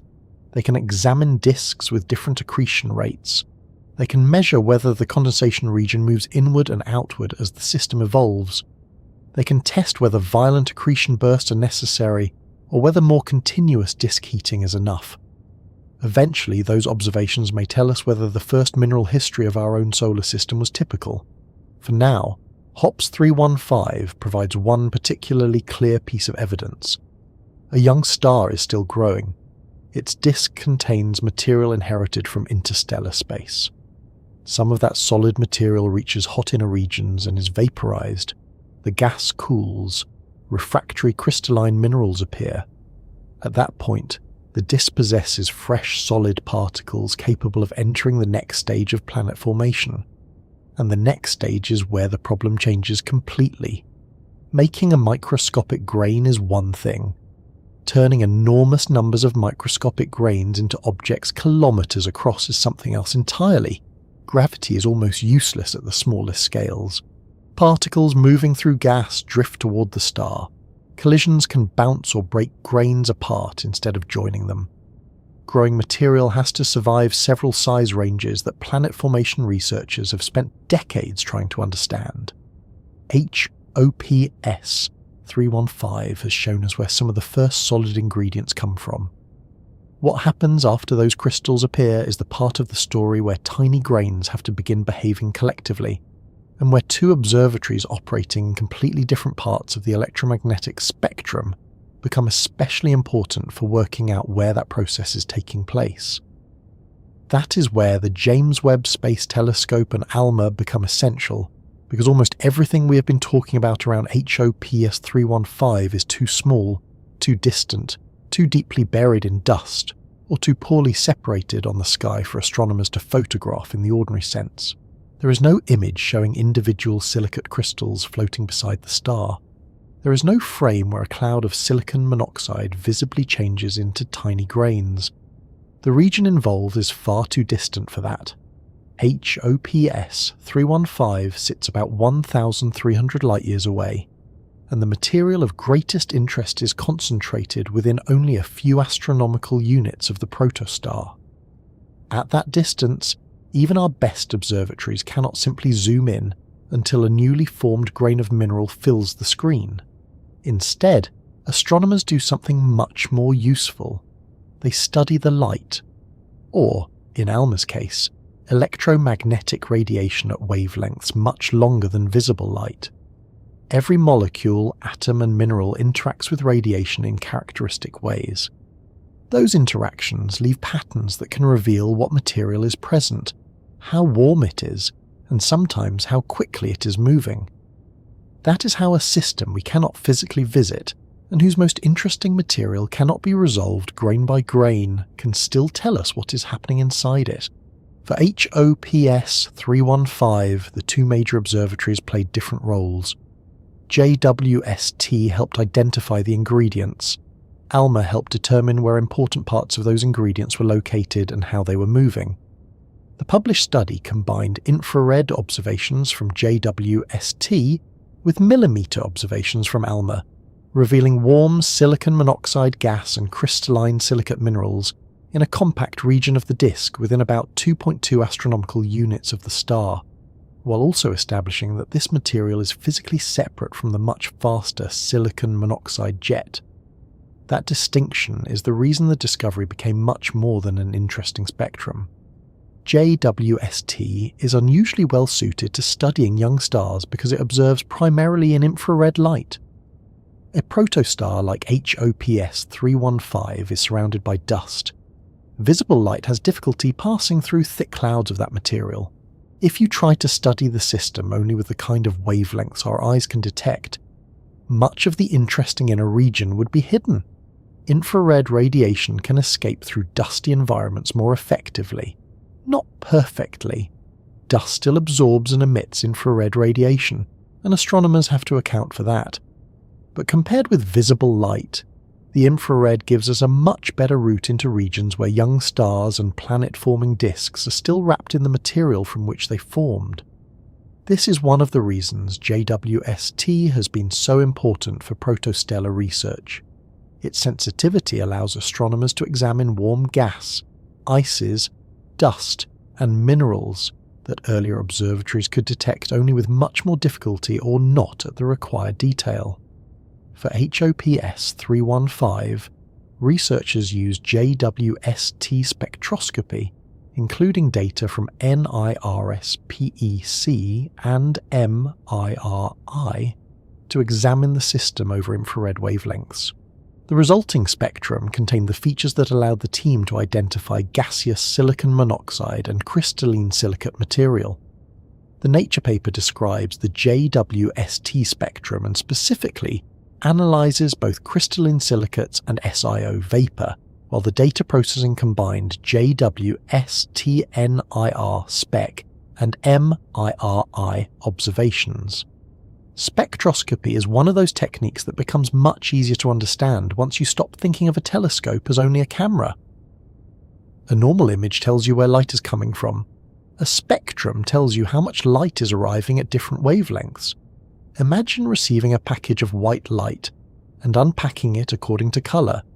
Instead of keeping everything mixed together, you spread it out. In visible light, a rainbow is the familiar example. Infrared spectroscopy does the same basic job beyond the wavelengths our eyes can see. Once the radiation is separated according to wavelength, patterns appear. A molecule may absorb strongly at one group of wavelengths. Another molecule may emit at a different group. A mineral grain can produce a broader feature depending on its composition and atomic structure. The spectrum therefore acts something like a chemical identification system, not a perfectly simple one, unfortunately. Astronomers rarely enjoy anything so convenient. Several materials can produce overlapping features. Temperature changes the appearance of a spectrum. Dust in front of the source can absorb radiation. Gas and solids can contribute at similar wavelengths. Instrument effects have to be removed. Models have to be compared with the observations. The researcher does not receive a graph from JWST with a helpful note saying, "Congratulations, fresh crystalline silicates detected." The information has to be extracted. For HOPS 315, one of the important signatures came from silicon monoxide gas. Silicon monoxide is a molecule containing one silicon atom and one oxygen atom. At certain infrared wavelengths, the molecule vibrates in ways that interact with radiation. Those molecular vibrations produce recognizable spectral structure. The HOPS 315 study analysed a group of individual SiO lines in the infrared spectrum, allowing researchers not only to identify the gas, but also to estimate its motion relative to the system. At nearby wavelengths, solid silicate minerals leave a different kind of signal. Instead of the relatively narrow pattern produced by individual gas transitions, solids can create broader absorption or emission features because enormous numbers of atoms are bound together inside mineral structures. The exact shape depends on what the mineral is made from, whether it is crystalline or amorphous, grain size, grain shape, temperature, and several other details. This is why the word crystalline is not merely descriptive, it changes the spectrum. The ordered atomic structure of crystalline material interacts with infrared radiation differently from the disordered structure of amorphous material. JWST was sensitive enough to distinguish features indicating thermally processed crystalline silicates around HOPS 315. So an invisible mineral grain announces itself without ever appearing as a visible speck in a photograph. It changes the light passing through or emerging from the region. Astronomers measure that change. Then they compare the observed spectrum with laboratory measurements and physical models of different minerals. This part of astronomy depends heavily on work that happens nowhere near a telescope. Scientists study minerals in laboratories. They measure how those minerals absorb infrared radiation. They heat samples, they cool them. They examine different crystal structures. They build databases of optical properties. Then, when a telescope records an unfamiliar collection of bumps and dips from a distant disk, researchers have something with which to compare it. Space astronomy occasionally looks very dramatic in photographs. A surprising amount of the actual work involves asking whether one slightly uneven curve fits another slightly uneven curve better. No one puts that on a poster. It is still how we learn what distant matter is made from.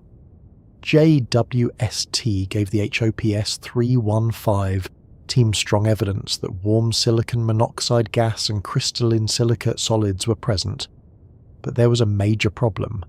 HOPS 315 also has a silicon monoxide jet. Young stars frequently launch narrow, high-speed jets along their rotational axes. Shocks within those jets can process dust and produce gaseous silicon monoxide. That means simply detecting SiO near a young protostar does not prove that the molecule is sitting inside a planet-forming region. Perhaps the signal is coming from the jet. If that were the case, the interpretation would change completely. Material racing away from the star in an outflow is not necessarily material condensing into the future building blocks of planets.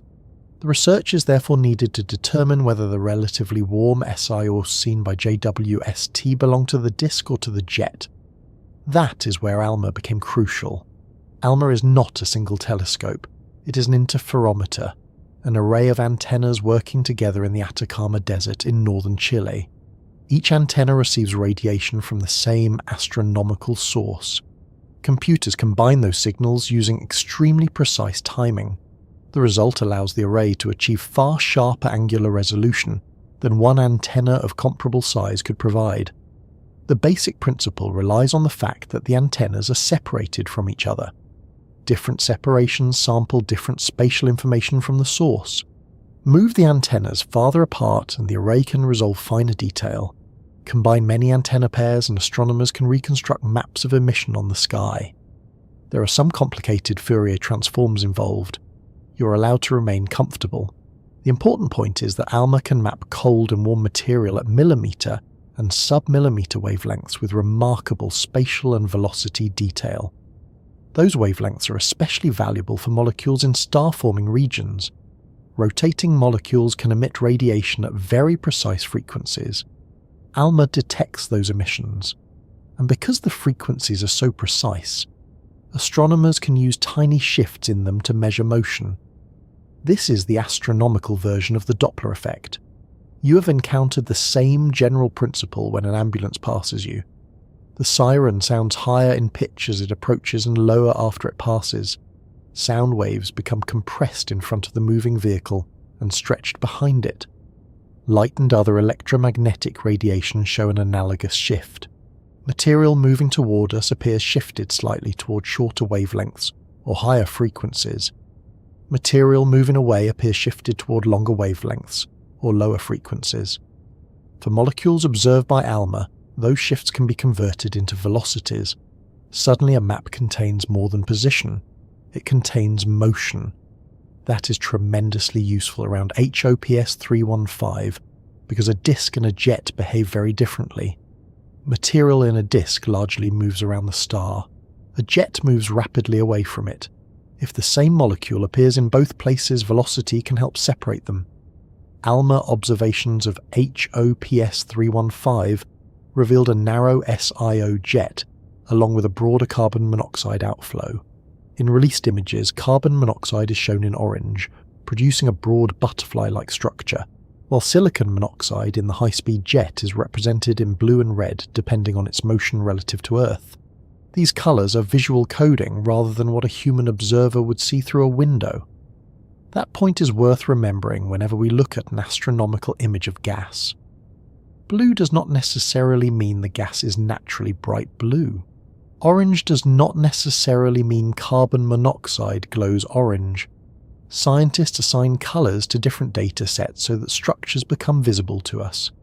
Sometimes colour represents wavelength. Sometimes it represents velocity. Sometimes it represents a particular molecule. A processed astronomical image is often closer to a scientific map than a normal photograph. In the case of the HOPS 315 jet maps, blue and red can indicate material moving toward or away from us. This lets the eye recognize different motions immediately. The SiO jet detected by ALMA moves much faster than the SiO component identified in the JWST data. ESO reports that the SIO seen with JWST is moving at about 10 kilometers per second, while the jet mapped by ALMA moves roughly 10 times faster. That large velocity difference indicates that the slower SIO cannot simply be the same high-speed jet component. Instead, it must originate in a much more compact region around the star, on a scale roughly comparable to the asteroid belt region of our solar system. This is one of the cleverest parts of the investigation. JWST could identify the warm gas. ALMA could characterize the fast gas. The mismatch between their velocities helped tell the researchers that they were looking at different physical components. Think of hearing two engines somewhere outside. One produces a low steady sound from a parked vehicle. The other rapidly becomes louder and then fades as a motorcycle passes down the road. Even without seeing either one directly, the motion tells you they are not the same object. The HOPS 315 analysis is vastly more quantitative, but the basic logic is familiar. Velocity separates sources that overlap from our distant point of view. The research team also used the ALMA measurements to examine the abundance of SIO in the jet. That added another useful clue. The gaseous SIO abundance measured in the jet was lower than expected. Because the jet originates from the inner star disk environment, its composition can provide information about material near the launching region. ESO notes that this lower gaseous abundance is consistent with some silicon monoxide in the disk being removed from the gas phase as it becomes incorporated into solid material.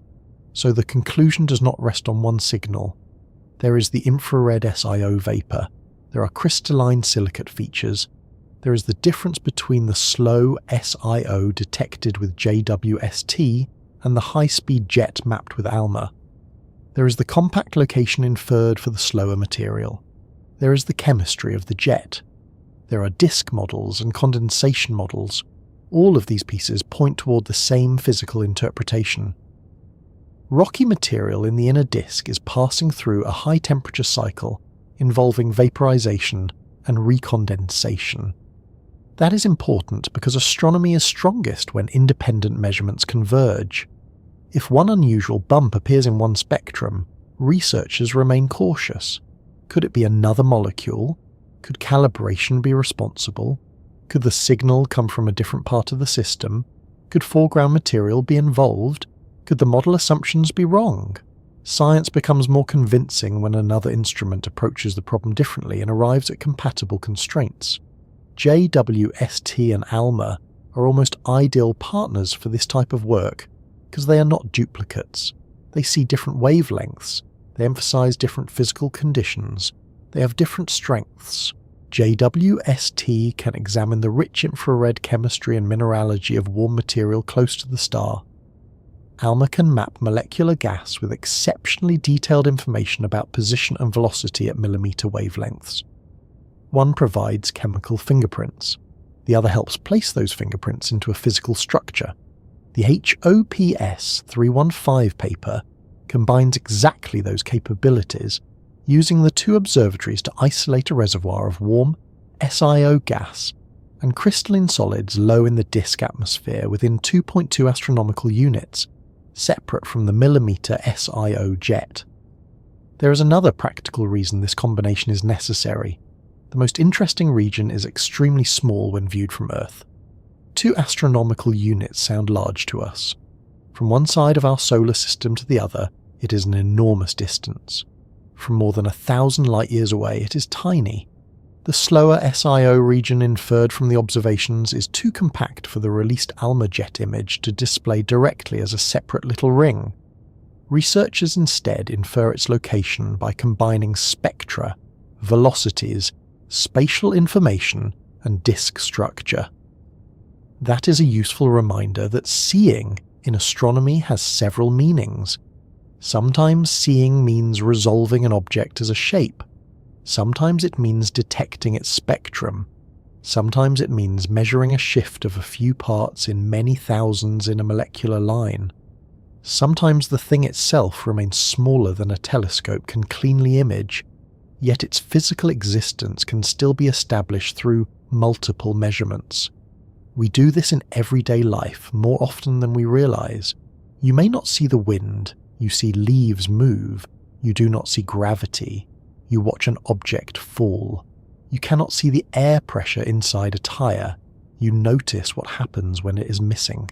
Astronomy takes this kind of indirect reasoning to much greater distances. The invisible becomes measurable through its effects. For HOPS 315, even the idea that gas is condensing into solid mineral grains is an inference assembled from several pieces of evidence. Astronomers are not filming individual molecules landing on the surface of a crystal. The nature study compares the observed gas and solid features with condensation models and disk structure models. Those comparisons suggest rapid grain growth and the formation of refractory solids, analogous to the first high-temperature materials found in our own solar system. The authors interpret the inner disk as being affected first by sublimation of inherited interstellar solids, and then by recondensation from the resulting hot gas. Models matter because observations tell us what radiation reached the telescope. A model connects that radiation to physical conditions. Suppose a spectrum tells you crystalline silicate is present.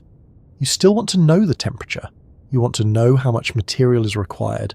You want to know whether that material could have formed where the observations place it. You want to know whether the disk can become hot enough to vaporize the original grains.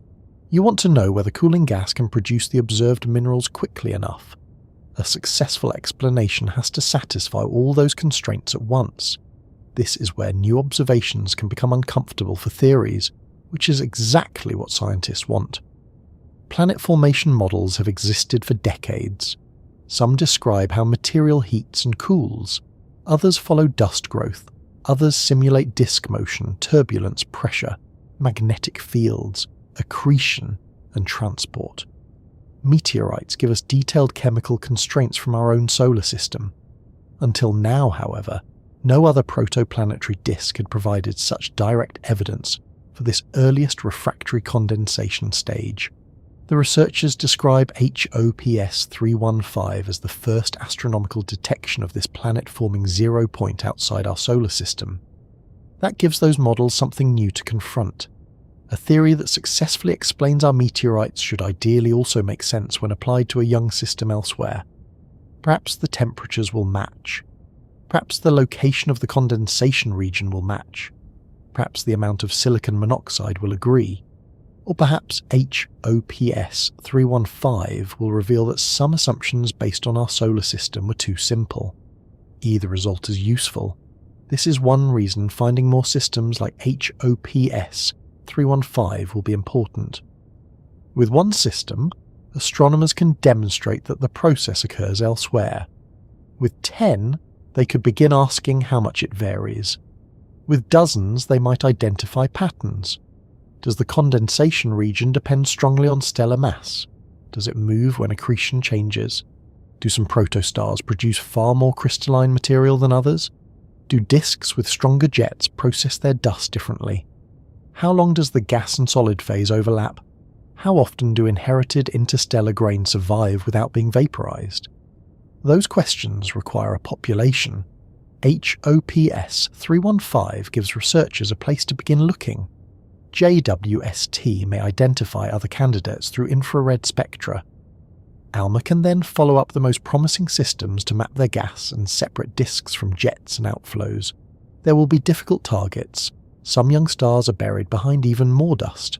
Some systems will be oriented badly for our line of sight. Some will be too distant for useful spatial constraints.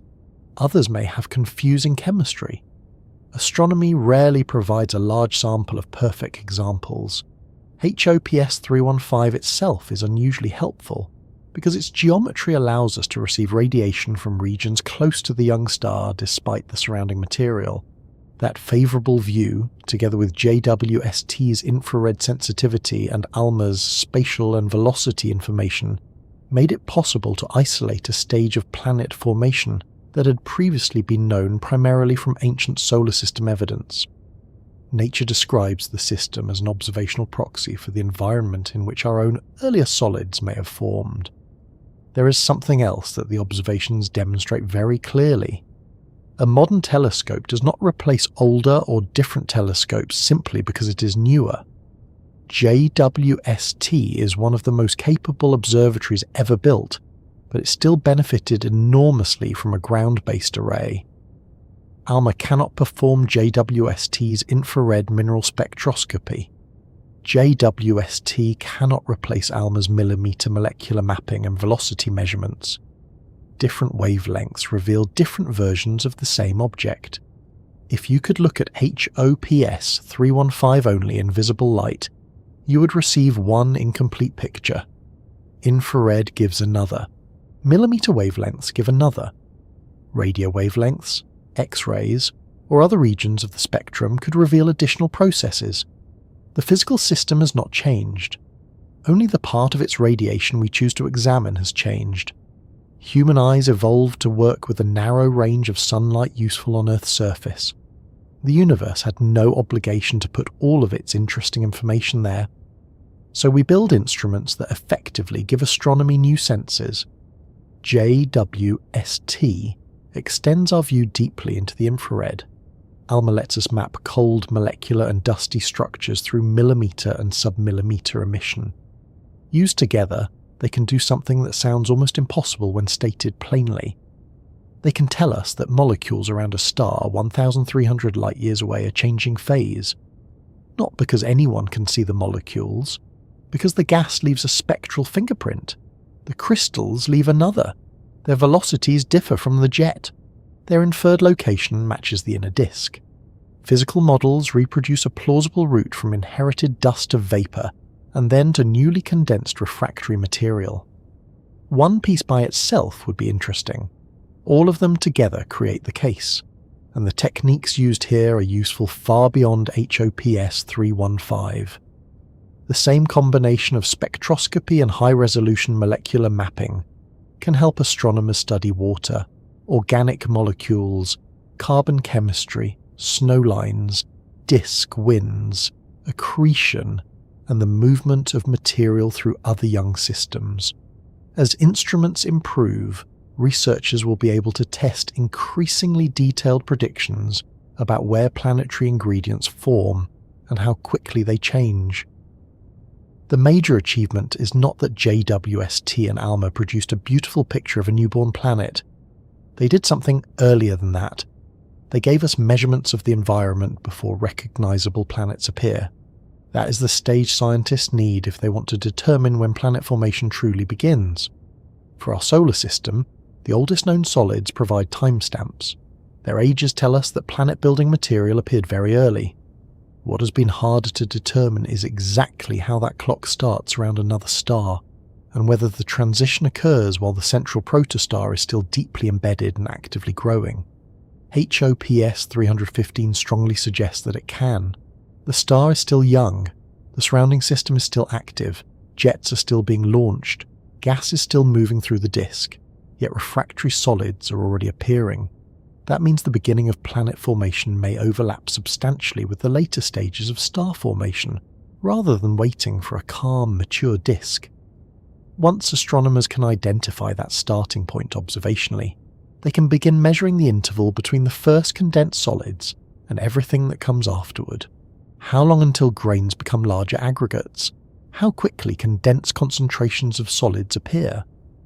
When do kilometre-scale planetesimals emerge? Could some of those bodies form while the protostar is still accreting heavily? And if they can, how much of the final planetary system is already being decided before the star itself has finished growing? Those questions move us from detecting the raw ingredients to determining the schedule of planetary construction. Because HOPS 315 may not simply show us what planets begin from, it may also tell us that the process begins much earlier than we once knew. Calling this moment time zero does not mean HOPS 315 has only just appeared. The protostar already exists.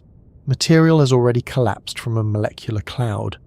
A rotating disk has formed around the central object. Gas is still moving through that disk, some of it falling inward and some being carried away in winds and jets. An enormous amount of activity has therefore taken place before the point astronomers are now observing.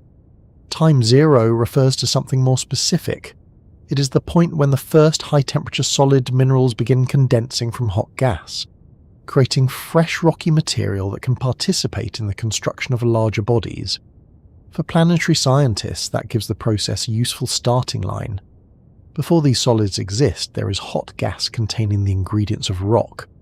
After they appear, there are actual grains that can collide with other grains, stick together, become concentrated, and eventually contribute to planetesimals.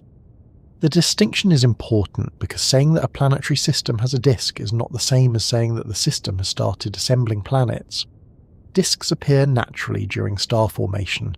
A young protostar can be surrounded by gas and inherited interstellar dust without having progressed very far along the route toward making large planetary bodies. What astronomers want to know is when the material begins moving from the general environment of star formation into the specific sequence that can produce planets. Around HOPS 315, they may finally have an observable marker. The combination of warm silicon monoxide gas and crystalline silicate material indicates that refractory solids are beginning to recondense from a hot gaseous reservoir. The team that studied the system describes this as an astronomical detection of the planet-forming T=0 moment outside our solar system. That language comes from the way scientists study the beginning of our own planetary system. We cannot observe the young sun directly. That version of the sun disappeared more than 4.5 billion years ago. Instead, researchers use ancient material preserved in meteorites. Some meteorites contain tiny inclusions that formed at extremely high temperatures during the earlier stages of the solar system. Among the most important are calcium-aluminum-rich inclusions, usually called CAIs. Despite their rather unmemorable names, CAIs are extremely useful. They contain some of the oldest solid material that scientists have dated from our solar system. Their ages cluster around roughly 4.567 billion years, and because they formed so early, researchers often use their appearance as the 0 point for solar system chronology. It is similar to deciding that a construction project officially began when the first foundation material was poured. People had already surveyed the land, plans had already been drawn, equipment had already arrived. But the foundation gives you a clear event from which the later construction can be measured. CAIs perform something like that role for planetary science. They tell us that by a certain point the environment around the young sun was already producing solid refractory minerals. From there, scientists can ask what happened 100,000 years later, 1 million years later, 3 million years later, and so on. That timeline is one of the most detailed records we have of how a planetary system developed. The meteorites do not simply tell us that early solids existed. Their isotopes allow researchers to reconstruct sequences of events. Certain radioactive isotopes decay at known rates. By measuring the products of those decays, scientists can compare the ages of different mineral components. The result is something like a collection of timestamps preserved inside rocks. One inclusion formed very early, another object formed later. A parent asteroid melted after that. Other minerals were altered by water much later still. The entire early solar system begins to acquire a schedule. This is how scientists learned that planet formation did not take hundreds of millions of years to get started. Important stages happened remarkably quickly. The first refractory solids appeared at the beginning. Small planetary bodies followed soon afterward. Some planetesimals became large enough to heat internally, melt, and separate into metal-rich cores and rocky mantles within the first few million years of solar system history. The early solar system was not sitting around considering its options. Once the solid material became available, construction proceeded quickly. The ESO team discussing HOPS 315 points out that in our solar system, the first kilometre-scale planetesimals formed shortly after the condensation of the earliest crystalline minerals. Those planetesimals later contributed to objects as different as the terrestrial planets and the solid cores involved in giant planet formation. This is why identifying the equivalent starting point around another star matters so much. Suppose astronomers observe a disk that already contains large dust rings or a young giant planet. That tells them planet formation is underway. Useful, certainly. But if they do not know when the first solids formed, they do not know how much time the system needed to reach that stage. It is the difference between seeing a half-built house and seeing when construction actually began. If you arrive one afternoon and find the walls already standing, you know progress has been made. You do not know whether the builders started yesterday or 6 months ago. HOPS 315 may finally provide the starting timestamp needed for that comparison. Not a timestamp in the sense of a precise date written on the disk, of course. Astronomy is rarely so accommodating. Instead, it provides a recognizable physical event. Hot rocky material has been vaporized. The gas contains silicon monoxide. Crystalline silicates are appearing. The raw material for the next stage is being produced. Once astronomers can identify that event in HOPS 315 and eventually in other systems, they can begin comparing what happens afterward. How soon do the grains grow? How quickly do dense dust concentrations appear? When do the first planetesimals form? At what point could planetary embryos emerge? Do giant planet cores begin developing before the protostar itself has finished most of its growth? Those questions become much easier to organize once there is a meaningful 0 point. And HOPS 315 raises an especially interesting possibility. Planet formation may begin considerably earlier in the life of a star than the simple textbook sequence suggests. The central object is still a protostar. It remains embedded in a young stellar environment. Gas is still being accreted. Outflows and a narrow jet are still active. The system has not reached the calm appearance associated with older protoplanetary disks. Yet the first refractory planet-building solids are already being produced. So star formation and planet formation are not separate appointments. They overlap. That sounds straightforward once stated, but it changes how we think about the beginning of a planetary system. For a long time, it was convenient to picture the process in stages. A molecular cloud collapses, a protostar forms, a disk settles. The young star finishes most of its growth, then planet formation begins. Nature appears to be less interested in keeping the schedule tidy. Material can still be falling onto the star while solids in the disk are already being processed. A jet can be carrying gas away while, much closer to the disk, new crystalline grains are forming.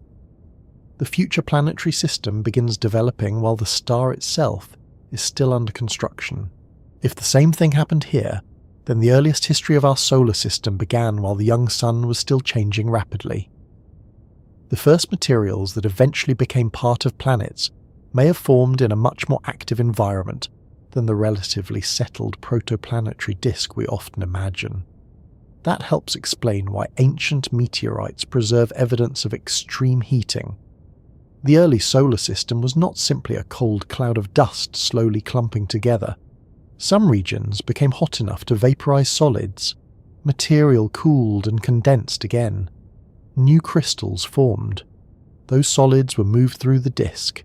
Some were mixed with material that had never experienced the same temperatures.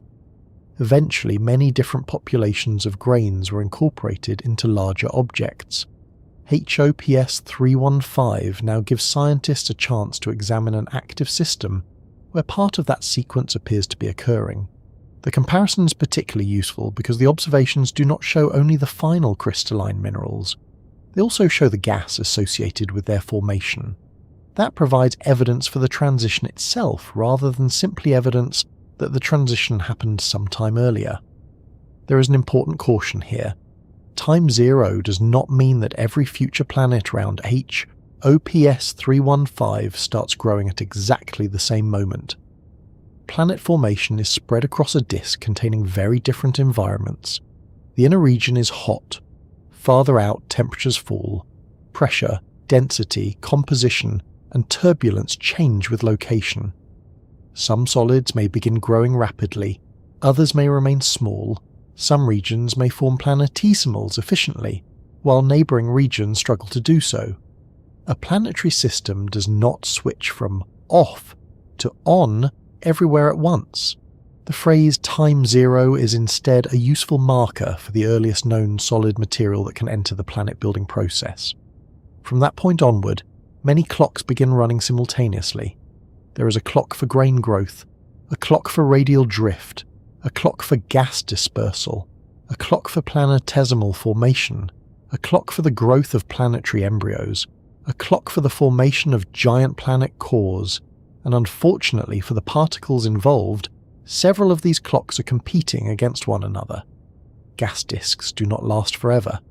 Young stars gradually disperse their surrounding gas through accretion, radiation, winds, and other processes. If a giant planet is going to acquire a massive hydrogen and helium atmosphere, its solid core must grow before most of the gas disappears. Rocky planets have somewhat more flexibility, but their growth is also strongly shaped by when and where solid material becomes concentrated. Starting early can therefore matter. Imagine two identical kitchens trying to prepare a dinner before the gas supply is switched off. One starts cooking immediately. The other spends 20 minutes deciding which pan looks nicest. Only one of these kitchens is likely to produce a satisfying evening. Planet formation faces a more complicated version of the same problem. The disk contains a temporary supply of gas and solids. Physical processes begin rearranging that material immediately. If planetesimals can form very early, they gain more time to collect material, interact with gas, migrate, and grow. If planetesimal formation is delayed, the conditions may have changed dramatically before substantial bodies appear. This is one reason researchers care about whether the first solids around HOPS 315 appear during the deeply embedded protostellar stage. It moves the starting point backward. Planet building may have more time than we previously assumed, or, more accurately, some parts of planet building may start earlier while star formation is still continuing. That distinction could affect models of how giant planets form. One major challenge in building a planet like Jupiter is creating a sufficiently massive core quickly enough to capture large amounts of gas before the disk disperses. Starting the solid growth process earlier makes that schedule somewhat easier. It does not solve the entire problem. There are still many uncomfortable steps between microscopic grains and a giant planet core. But adding time helps. The same early start could influence the formation of rocky planets. If kilometre-scale planetesimals emerge while the protostar is still young, those bodies may participate in a changing disk for a much longer period than models beginning at a later stage would assume. They may migrate, they may scatter one another, they may absorb different populations of grains as the chemistry of the disk changes. They may become heated by radioactive decay. They may collide while gas is still abundant enough to modify their orbits. By the time the disk looks like the more familiar protoplanetary systems we often observe, a great deal of planetary history may already have occurred. This possibility helps explain why astronomers have become increasingly interested in younger and younger stars. Finding mature exoplanets tells us what the finished systems look like. Studying older protoplanetary disks shows construction in progress. Studying embedded protostars reaches closer to the point when the materials themselves are being prepared. Each step backward removes another layer of guesswork. The surprising part is how difficult that final step toward the beginning has been. Older disks are easier to observe because the envelope surrounding the star has thinned. Young protostars remain buried in large amounts of dust and gas. The very material scientists want to study also hides the region where the important chemistry is taking place. HOPS 315 happens to provide a useful combination of youth and geometry, allowing JWST to detect infrared signatures from its inner region, while ALMA maps gas and its motion at longer wavelengths. That gave researchers access to a stage that normally remains concealed. Once you can see that stage, the meaning of age becomes more complicated. Astronomers often assign broad ages to young stellar populations. A system may be described as 100,000 years old, 500,000 years old, or a few million years old. Those numbers are useful, but they do not necessarily tell you how advanced planet formation is. Two stars of similar age may have experienced different accretion histories. Their disks may have different masses. One may have undergone powerful heating events. Another may have remained comparatively quiet. Dust in one disk may concentrate efficiently. In another, it may drift inward before becoming large enough to form planetesimals. The age of the star and the age of the planet-building process are therefore related, but they are not exactly the same thing. HOPS 315 gives us an event-based marker. Instead of asking only how old the protostar is, scientists can ask whether refractory condensation has begun. That may ultimately prove more useful for comparing different systems. Think about human development for a moment. Knowing that two children are the same age tells you something. Knowing that one has begun walking and the other has not tells you something different. Neither measurement replaces the other. They describe different aspects of development. Young planetary systems may require the same kind of thinking. A stellar age tells us approximately how long the central object has been evolving. Chemical and structural markers tell us what the disk has actually managed to accomplish during that time. If astronomers identify enough systems like HOPS 315, they could begin constructing an observational timeline. First, inherited interstellar dust enters the hot inner disk. Some of it sublimates. A reservoir of hot gas forms. Refractory minerals condense. Those grains grow. Dust becomes concentrated. Planetesimals appear. Larger planetary embryos develop. Eventually, recognizable planets begin altering the disk around them. Right now, different pieces of that timeline come from different sources. Meteorites tell us about the early solar system. Older disks show dust rings and structures. Some very young systems reveal candidate planets. Computer simulations fill in stages that telescopes cannot yet resolve. HOPS 315 inserts a direct observation near the beginning of the sequence, and because the first solids serve as the starting point for everything after them, the system offers something planetary science has badly needed: a way to connect the relative ages inferred from meteorites with the actual physical appearance of an extrasolar disk at a comparable stage. This is where HOPS 315 becomes more than an interesting young star, it becomes a test. Our solar system provides a detailed history, but only one history. Scientists have spent decades building theories from meteorites, asteroids, planetary compositions, orbital structures, and laboratory experiments.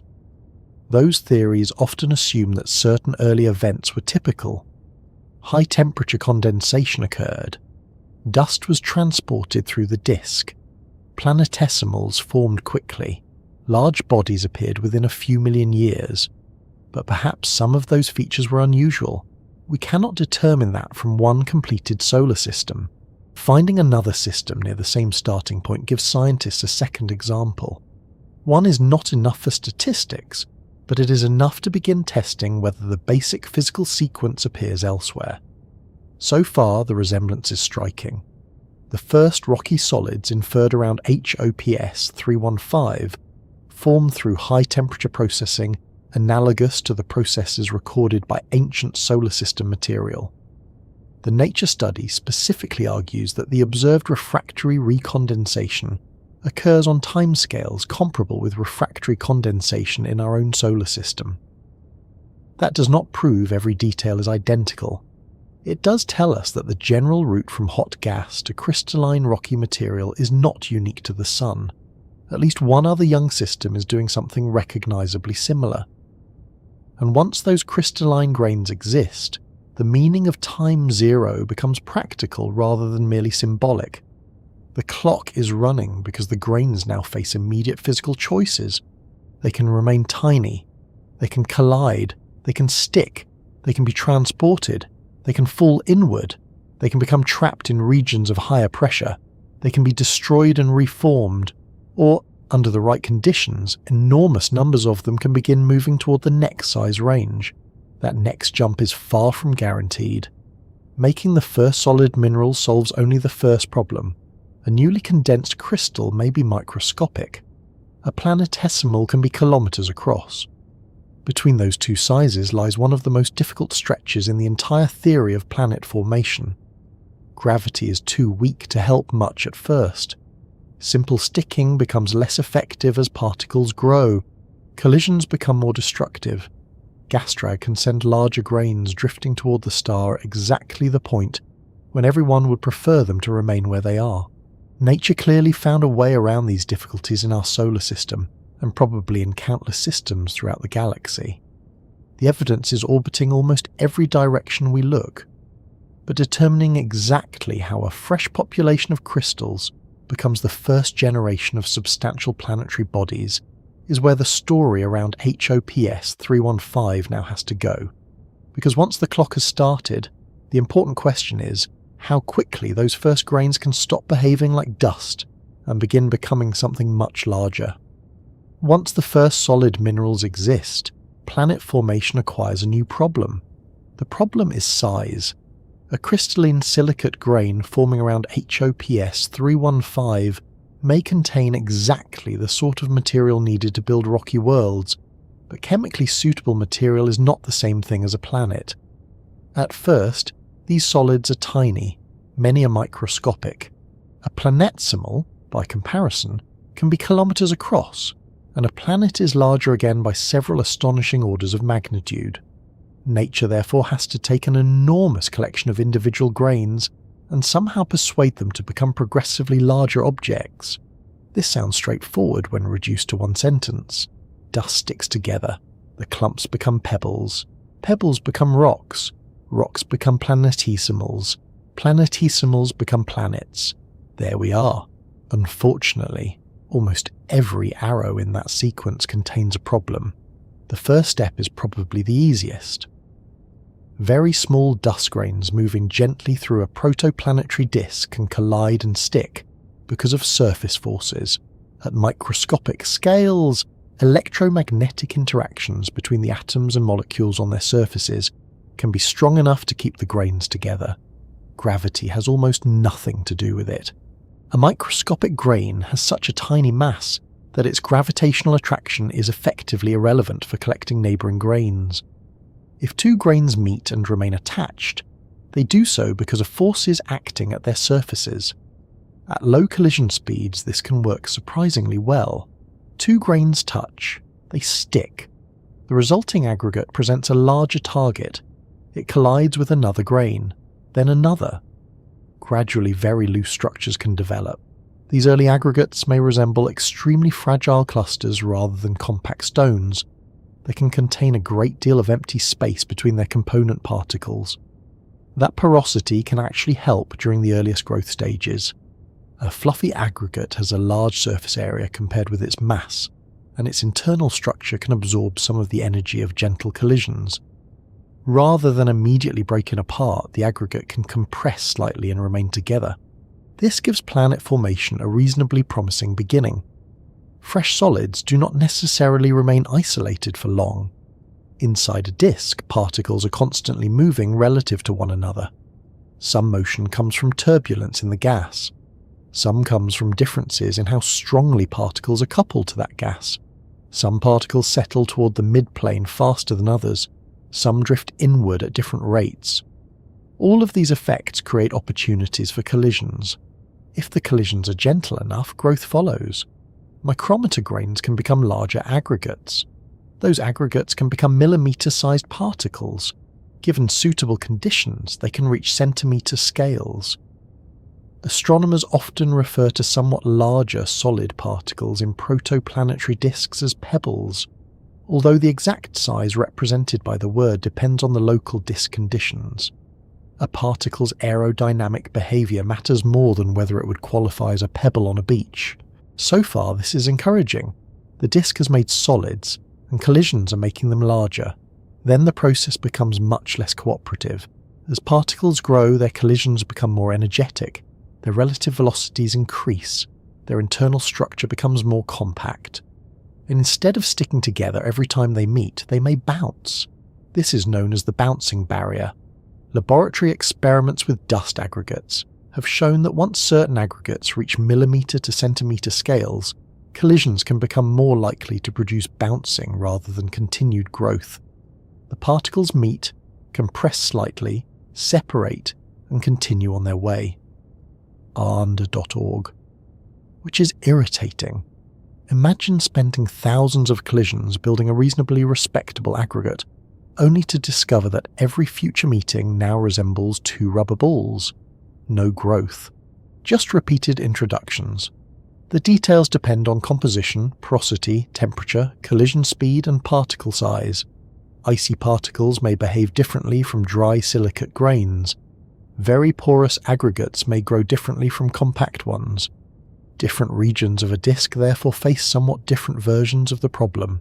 Still, the general difficulty remains. Simple sticking does not obviously carry solids all the way from microscopic grains to kilometre-scale bodies.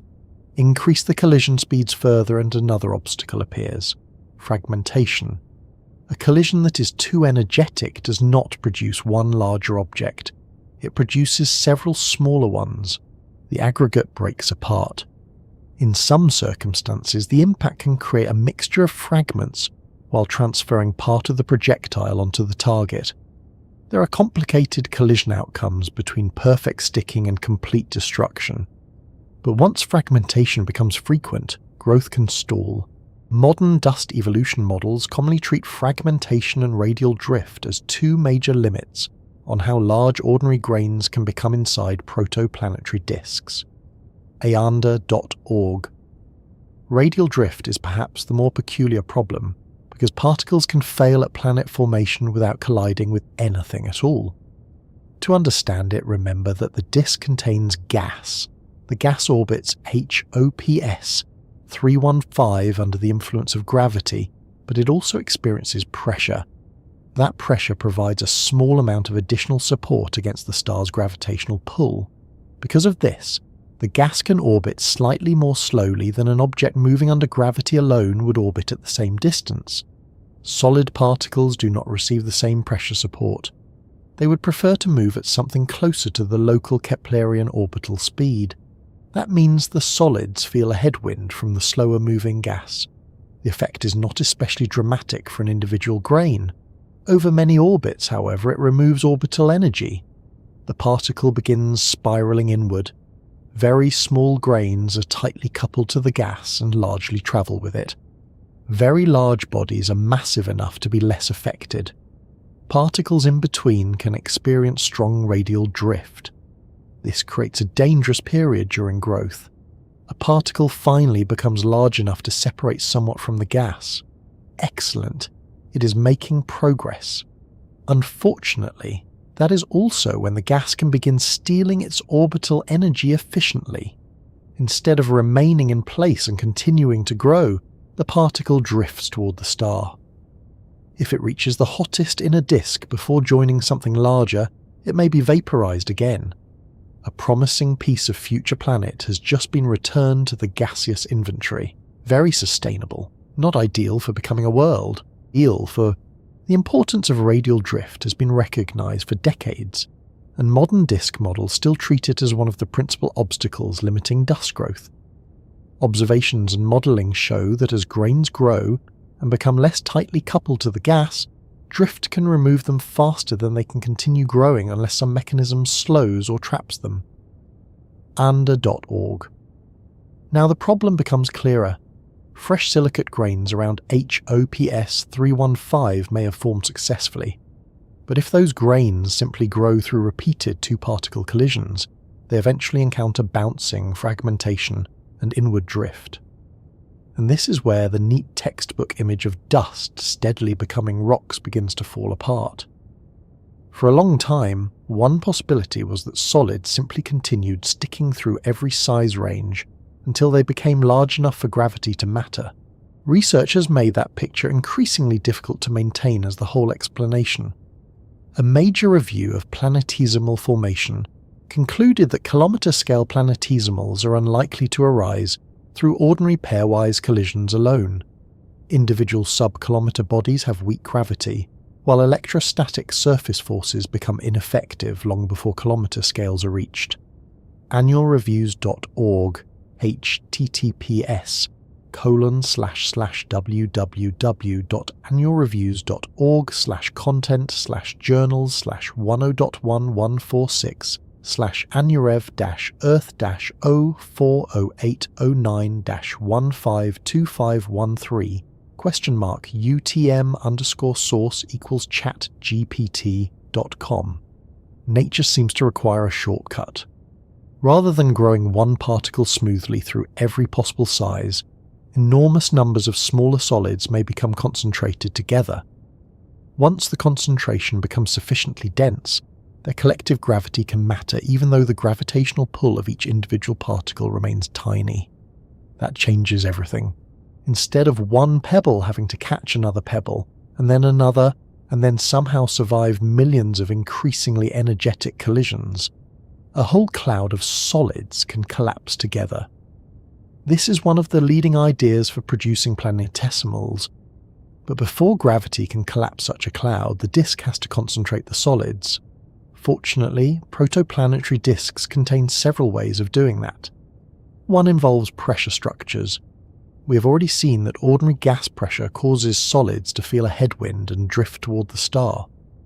Now imagine a region of the disk where the gas pressure stops decreasing smoothly with distance and instead forms a local maximum, a pressure bump. Particles drifting inward can approach that region and find that the aerodynamic conditions change. Their drift slows, some become trapped. Additional particles arrive behind them. Over time, the local concentration of solids increases. Astronomers have seen rings and gaps in many older protoplanetary disks, and pressure variations are one important mechanism that can trap dust in these structures. HEO PS315 is much younger than many of the famous ringed disks we have imaged, and the current observations do not show us a resolved population of planetesimals forming in a specific pressure trap. That distinction is important. The discovery tells us that the first refractory solids are being created. It does not yet show exactly which mechanism will turn those grains into large bodies. The later stages must still be inferred from planet formation physics and tested with future observations.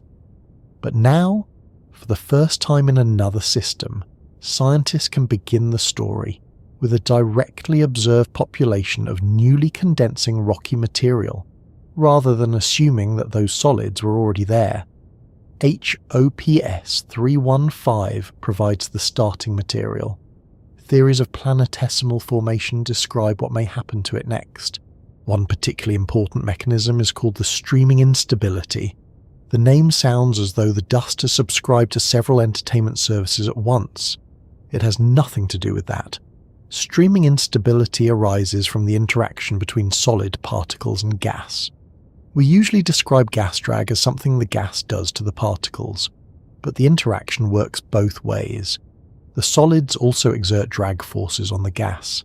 When enough particles gather in one region, this mutual interaction can alter the local motion of both components. Under suitable conditions, small differences in particle density grow. A slightly denser region affects the gas differently.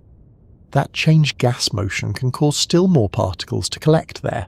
The concentration grows further. The original theoretical work on streaming instability showed that the aerodynamic interaction between inward drifting solids and gas can create growing concentrations of particles even before self-gravity is included. Once those concentrations become dense enough, gravity can enter. Not the gravity of one pebble, the gravity of the group.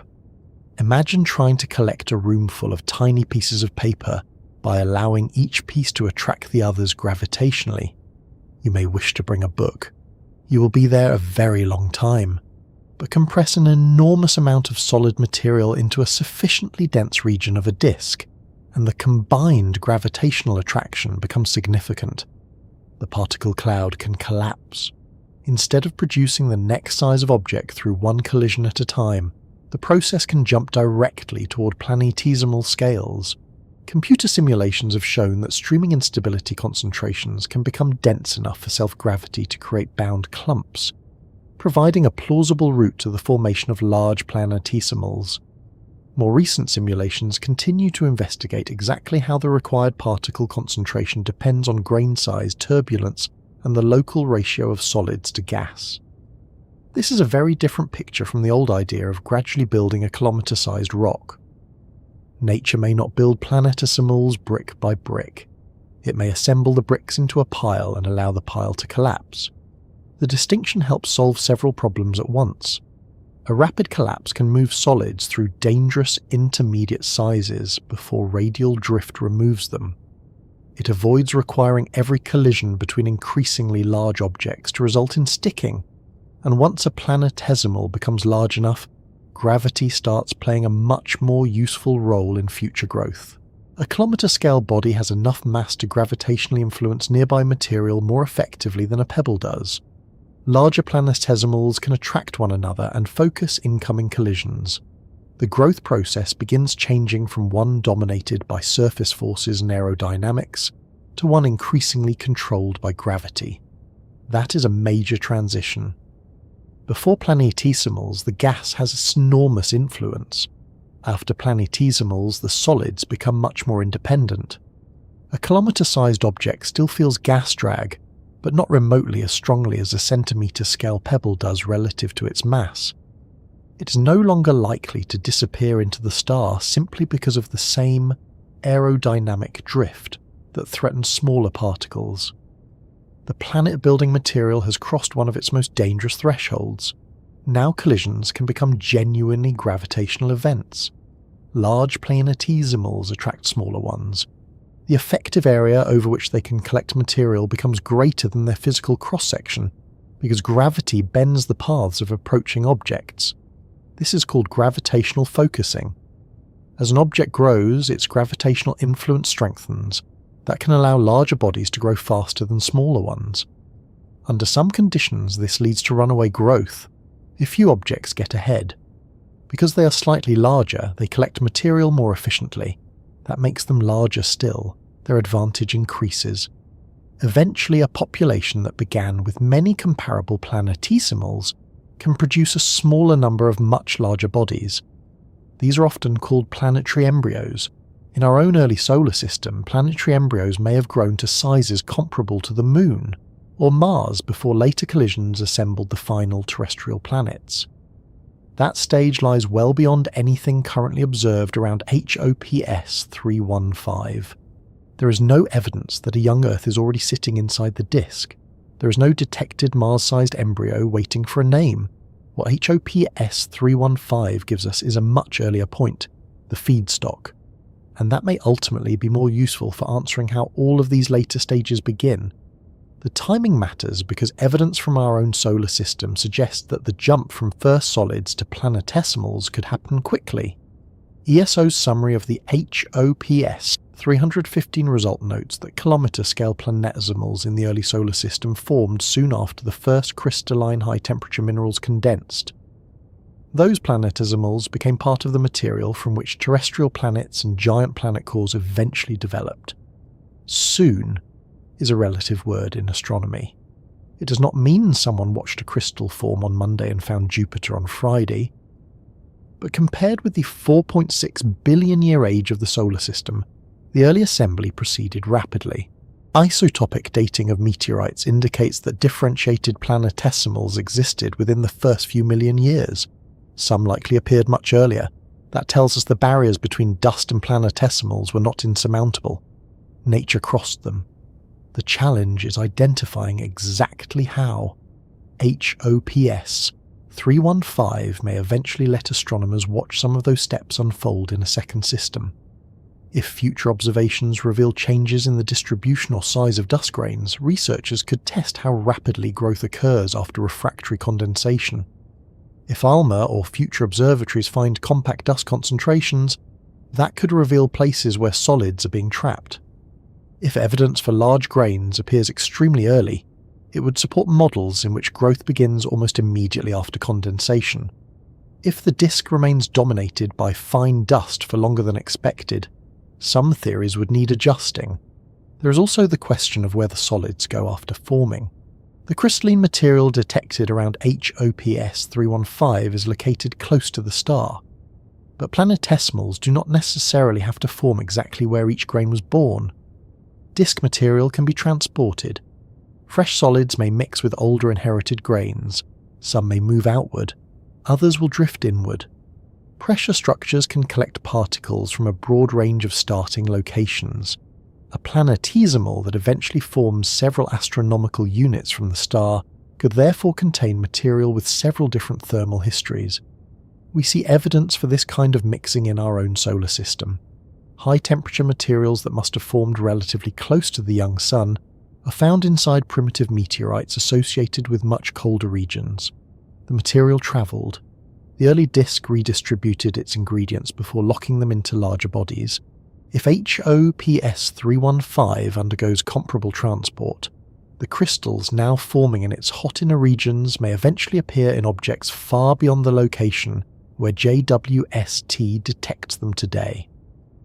The future chemical composition of its planetesimals may therefore be determined not just by what forms locally, but by how efficiently the disk mixes material. This is one reason the earlier stages are so difficult to reduce to a simple sequence.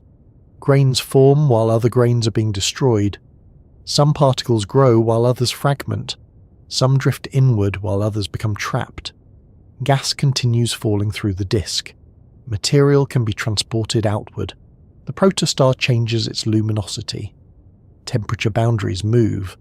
The abundance of solids relative to gas changes from one region to another. And somewhere inside all of this, local concentrations may become dense enough to collapse into planetesimals. There does not need to be one mechanism operating everywhere. Different regions may use different routes. Icy aggregates in the colder outer disk may grow differently from dry silicate material closer to the star. Pressure bumps may dominate in one area. Streaming instability may become effective in another. Turbulence can interfere with particle settling, while also creating structures that help concentrate solids. Even a process that causes difficulty in one context may assist growth in another. Turbulence is a good example. Too much turbulence can stir solids away from the dense disk midplane, making gravitational collapse harder. It can increase collision speeds and cause fragmentation. Not particularly helpful, but turbulent gas can also create temporary pressure structures where particles gather. The same disk physics can therefore both obstruct and assist planet formation depending on circumstances.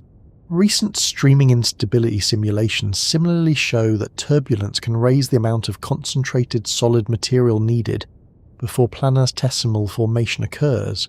The mechanism remains a leading candidate, but researchers are still working out the exact conditions under which it operates efficiently in real disks. That uncertainty is worth emphasizing because HOPS 315 has not solved the planetesimal problem. It has moved us closer to observing its beginning. We know that solid condensation is underway. We know the system is young enough that this is happening while the protostar remains active. We know that these solids are the same broad class of refractory material that models require as starting ingredients. But we do not yet know whether the fresh grains around HOPS 315 are already forming aggregates. We do not know their complete size distribution. We do not know whether a pressure trap is collecting them. We do not know whether streaming instability is operating somewhere in the disk. We do not know whether kilometre-scale bodies have already appeared in regions our telescopes cannot resolve. Those are questions, not results, and that is exactly why this system is so useful. Until HOPS 315, researchers could build a theoretical chain beginning with condensation and ending with planetesimals.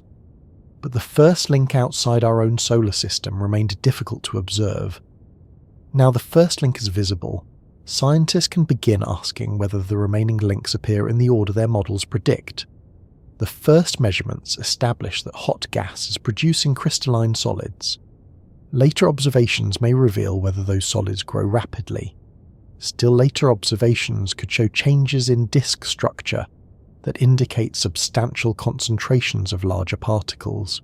If astronomers eventually identify evidence for planetesimals or young planets, they will be able to place those developments on a timeline that starts from an observed condensation stage rather than an assumed one. That is a much stronger test of planet formation theory. The scientific value of HOPS 315 is therefore not limited to the minerals detected today. Its value lies in what those minerals allow researchers to measure next. A model might predict that fresh refractory grains grow to millimetre sizes within a certain interval. Another might predict rapid outward transport. One could require strong pressure traps.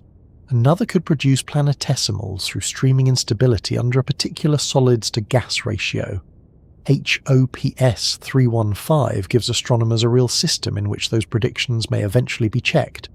And if the observations refuse to behave, even better. Perhaps grains grow faster than expected, perhaps they remain small, perhaps crystalline material appears much farther from the star than ordinary transport models predict. Perhaps the first planetesimals form while the star is younger than current theories comfortably allow. Perhaps the disk contains chemical mixtures we did not expect. Every disagreement narrows the range of possible explanations. For now, we can at least follow the logic from the material already observed.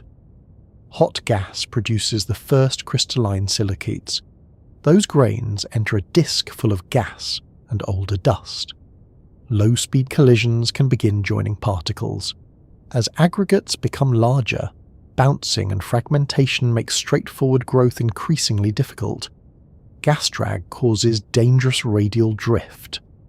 Pressure variations can slow that drift and concentrate solids.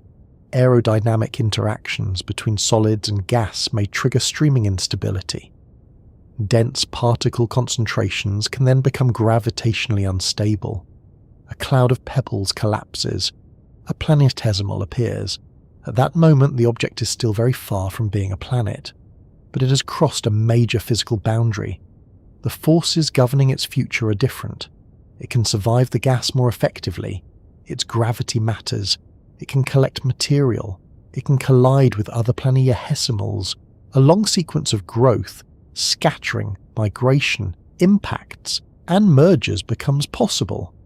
And what began as silicon and oxygen moving through a hot gas has become an object large enough to participate in gravitational construction. We know that this sequence happened here because asteroids and planets exist. We have strong theoretical reasons to think several of these mechanisms operate in disks around other stars.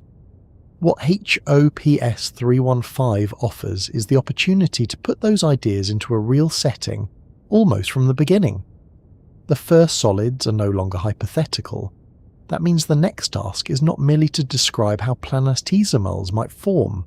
It is to use this system as an experiment provided by nature and ask which of our competing models actually survives when the predictions are compared with what astronomers can measure.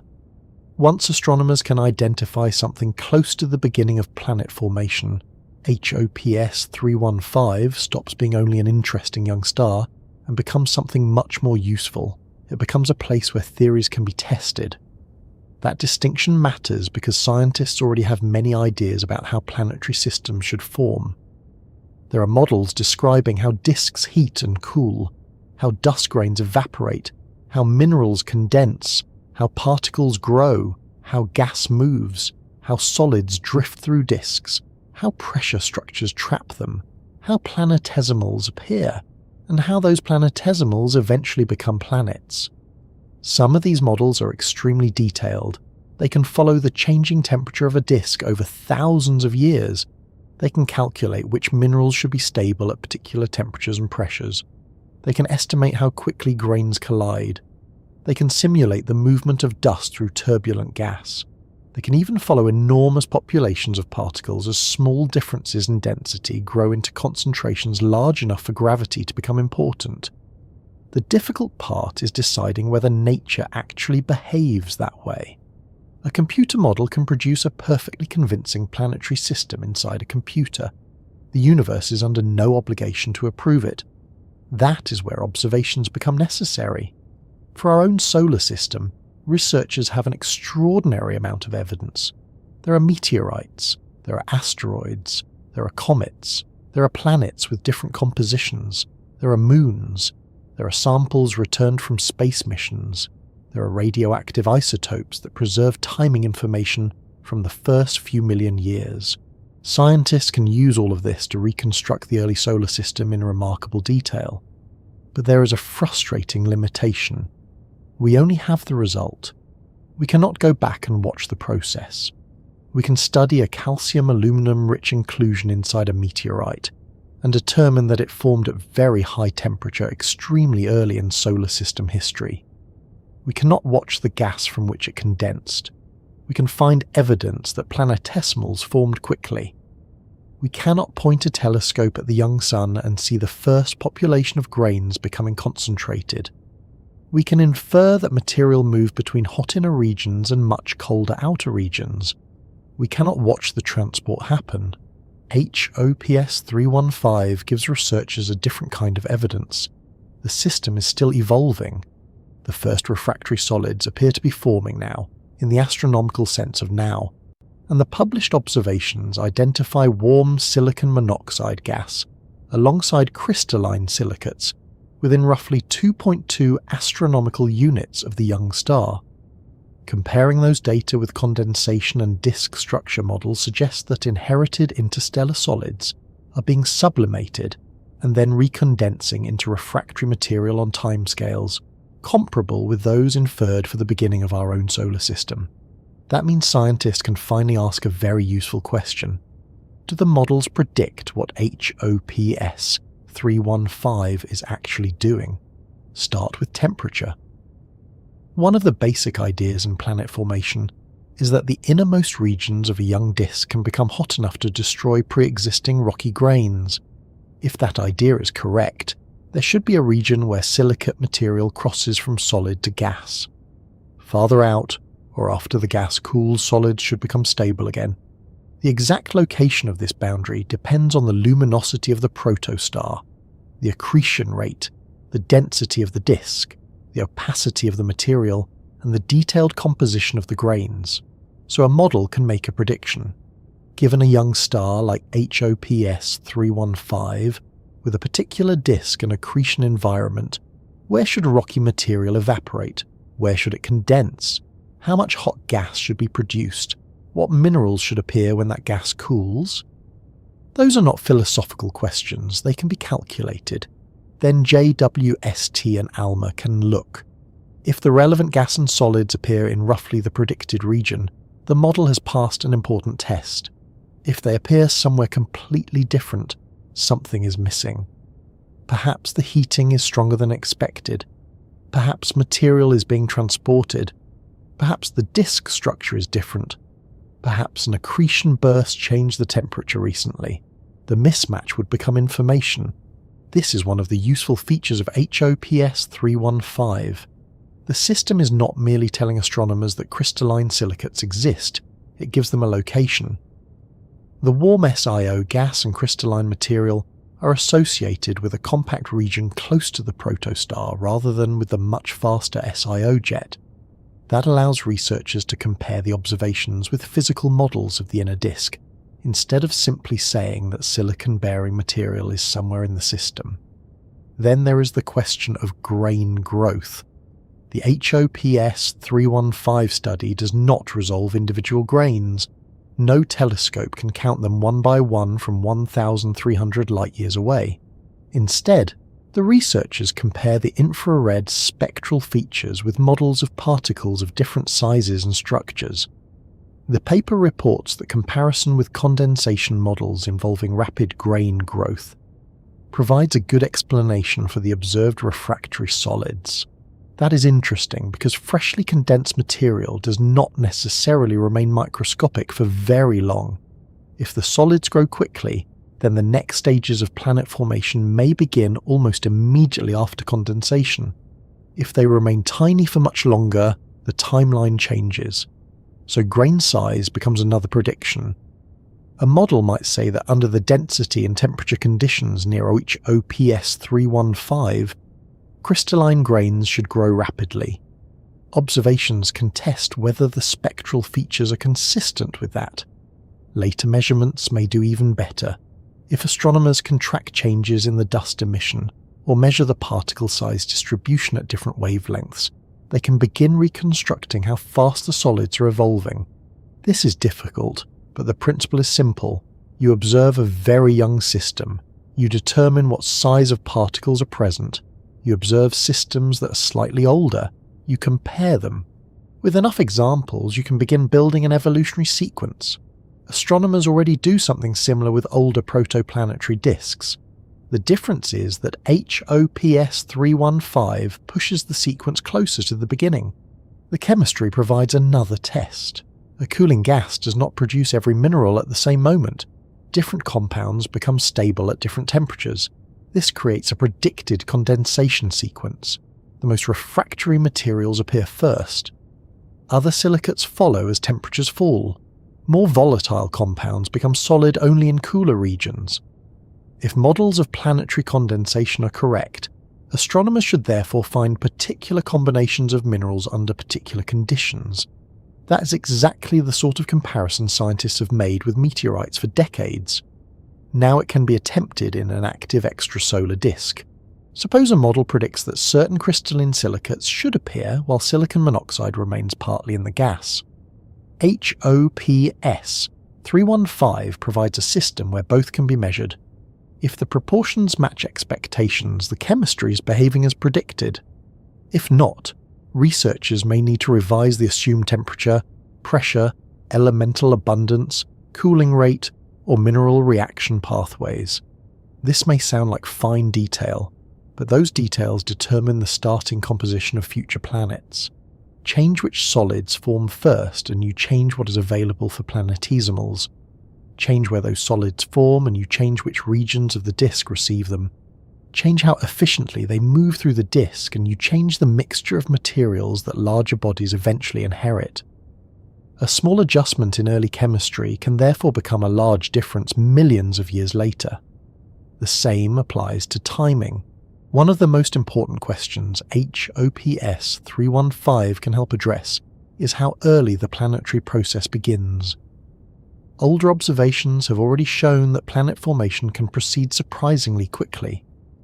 Astronomers have found rings, gaps, and structures in disks that are only a few million years old. Some young systems contain direct or indirect evidence of giant planets already forming. That tells us planets do not wait until the disk is nearing the end of its life. But those systems are already well past the moment when the first rocky solids appeared. HOPS 315 takes us farther back. It is still a deeply young protostar, surrounded by material and actively launching outflows, yet the first high-temperature planet-forming solids are already being produced. ESO describes the discovery as the earliest moment at which planet formation has been identified around a star other than the Sun. This provides an important test of older timelines. If a model assumes that meaningful planet formation begins only after the protostar becomes more exposed and the disk becomes calmer, HOPS 315 creates a problem. The ingredients are already appearing earlier. That does not mean full planets are already present. It means the first step in their construction has begun before the star has finished its own formation. Any successful theory has to allow for that overlap. Then we reach transport.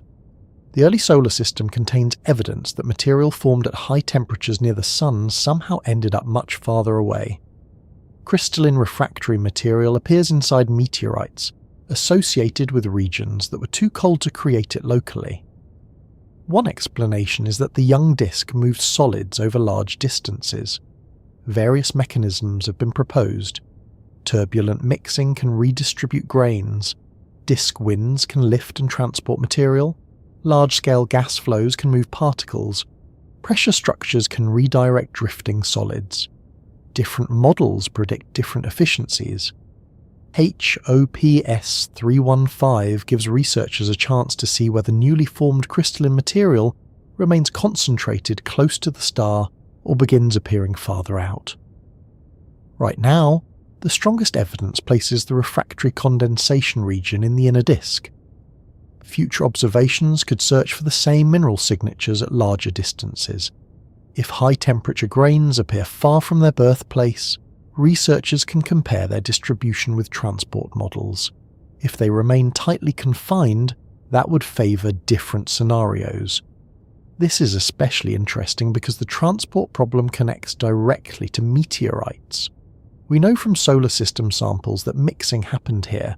HOPS 315 may eventually show us whether similar mixing occurs elsewhere and how early it starts. The disk's gas also provides tests. Dust does not move independently through empty space. It is embedded in gas, and that gas determines much of the early behavior of solids. The radial drift problem we discussed earlier depends on exactly how particles interact with gas. Models predict that certain particle sizes should move inward quickly unless they become trapped in pressure structures. If astronomers can measure the distribution of solids at several sizes, they can test whether the expected drift is occurring. ALMA is particularly useful here because different observing wavelengths are sensitive to different populations of dust grains. Larger grains tend to emit efficiently at longer wavelengths. By comparing observations across multiple wavelengths, researchers can infer something about how particle sizes vary with distance from the star. This technique is already used in older disks. Applying it to extremely young systems is much harder because they are deeply embedded and structurally complicated. But HOPS 315 shows why it is worth trying. If large grains appear almost immediately after refractory condensation, then dust growth may be extremely fast. If those grains are already concentrated into narrow regions, pressure trapping could begin earlier than expected. If the inner disk loses solids rapidly, radial drift may dominate. Each possibility leads to a different route toward planetesimals, and then there is the streaming instability. This mechanism remains one of the leading explanations for how pebble-sized particles can avoid growing through every intermediate size one collision at a time. It predicts that under suitable conditions, the interaction between gas and solids causes particles to concentrate strongly. Once those concentrations become dense enough, gravity can collapse them into planetesimals. HOPS 315 cannot currently show astronomers individual streaming instability clumps. The relevant scales are too small, but it can provide constraints on the ingredients required for the mechanism. How much solid material is present? How quickly is it growing? How concentrated is it? What is the local gas environment? Are there pressure structures capable of trapping particles? Does the ratio of solids to gas become high enough? These quantities matter because streaming instability does not operate equally well under all conditions. A model that requires a very high local concentration of solids may struggle if observations show that the disk remains too gas-rich and well mixed. Another model may work efficiently with the measured conditions. The observations do not directly photograph the instability, but they can eliminate environments in which it could not plausibly happen. This is how astrophysics often progresses. You cannot watch every process at the scale where it occurs. Instead, you measure the conditions and ask which processes are physically allowed. There is a similar opportunity with accretion. HOPS 315 is still gaining material. Accretion releases gravitational energy. That energy can heat the inner disk. If the heating becomes intense enough, existing dust can evaporate. This provides a possible source for the hot silicon monoxide reservoir. But young stars do not necessarily accrete at a constant rate. Many show episodic behavior. Periods of relatively steady growth can be interrupted by powerful bursts when much more material falls inward. Such bursts increase luminosity and can push heating fronts farther out through the disk. If HOPS 315 experienced one recently, some of the mineral processing we see today might be a temporary response. That would lead to a different interpretation from a model in which the inner disk remains continuously hot. Future observations could help distinguish these possibilities. Astronomers can monitor young stars for changes in brightness. They can look for chemical signatures that persist after heating events. They can compare systems with different accretion rates. They can model how quickly newly vaporized material should cool and recondense. If the observed crystalline minerals require a recent burst, that tells us episodic accretion is important for planet-building chemistry. If steady heating is sufficient, the process may be more universal and continuous. Either answer would change our picture of how the first solids are produced. This makes HOPS 315 valuable in another way. It forces theories that were often studied separately to interact. Star formation specialists care about accretion, jets, magnetic fields, and protostellar envelopes.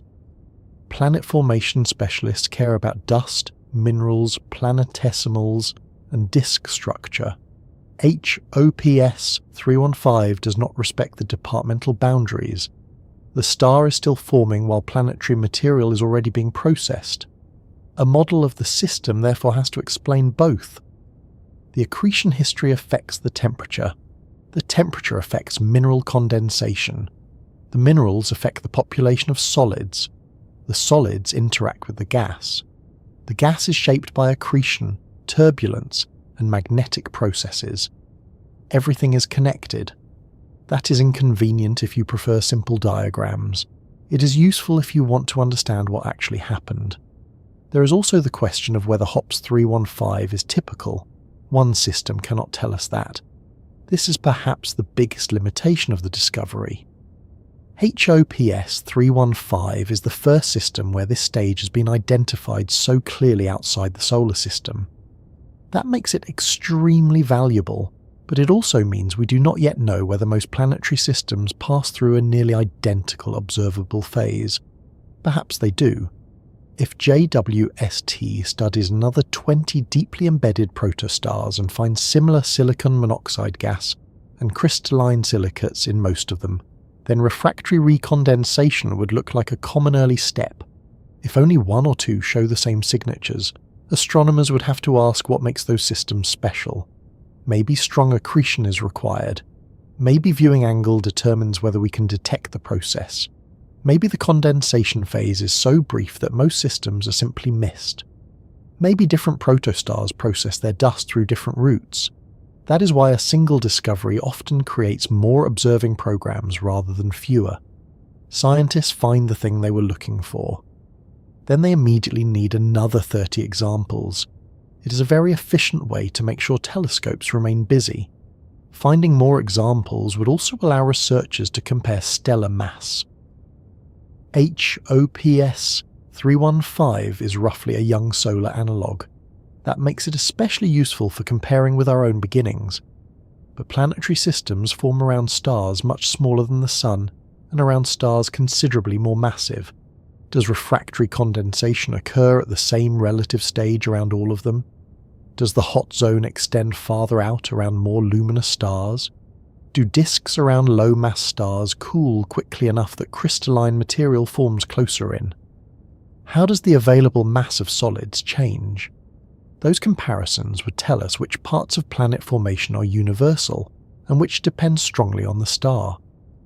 Composition offers another test. The elemental mixture in a disk reflects the molecular cloud from which the star formed. Not every region of the galaxy has exactly the same abundance of heavy elements.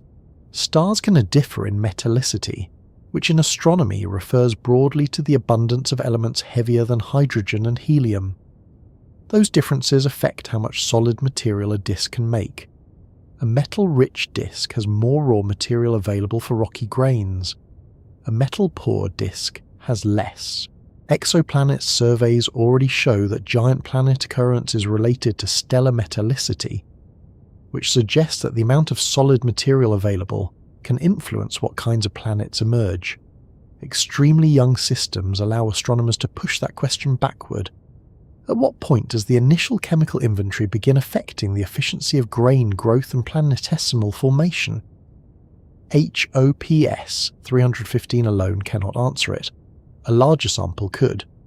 The system also lets researchers test something more basic. Are the earlier solids around other stars actually similar to ours?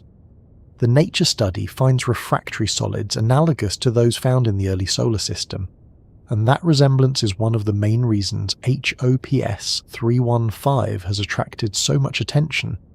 But analogous does not mean identical. Detailed mineralogy matters.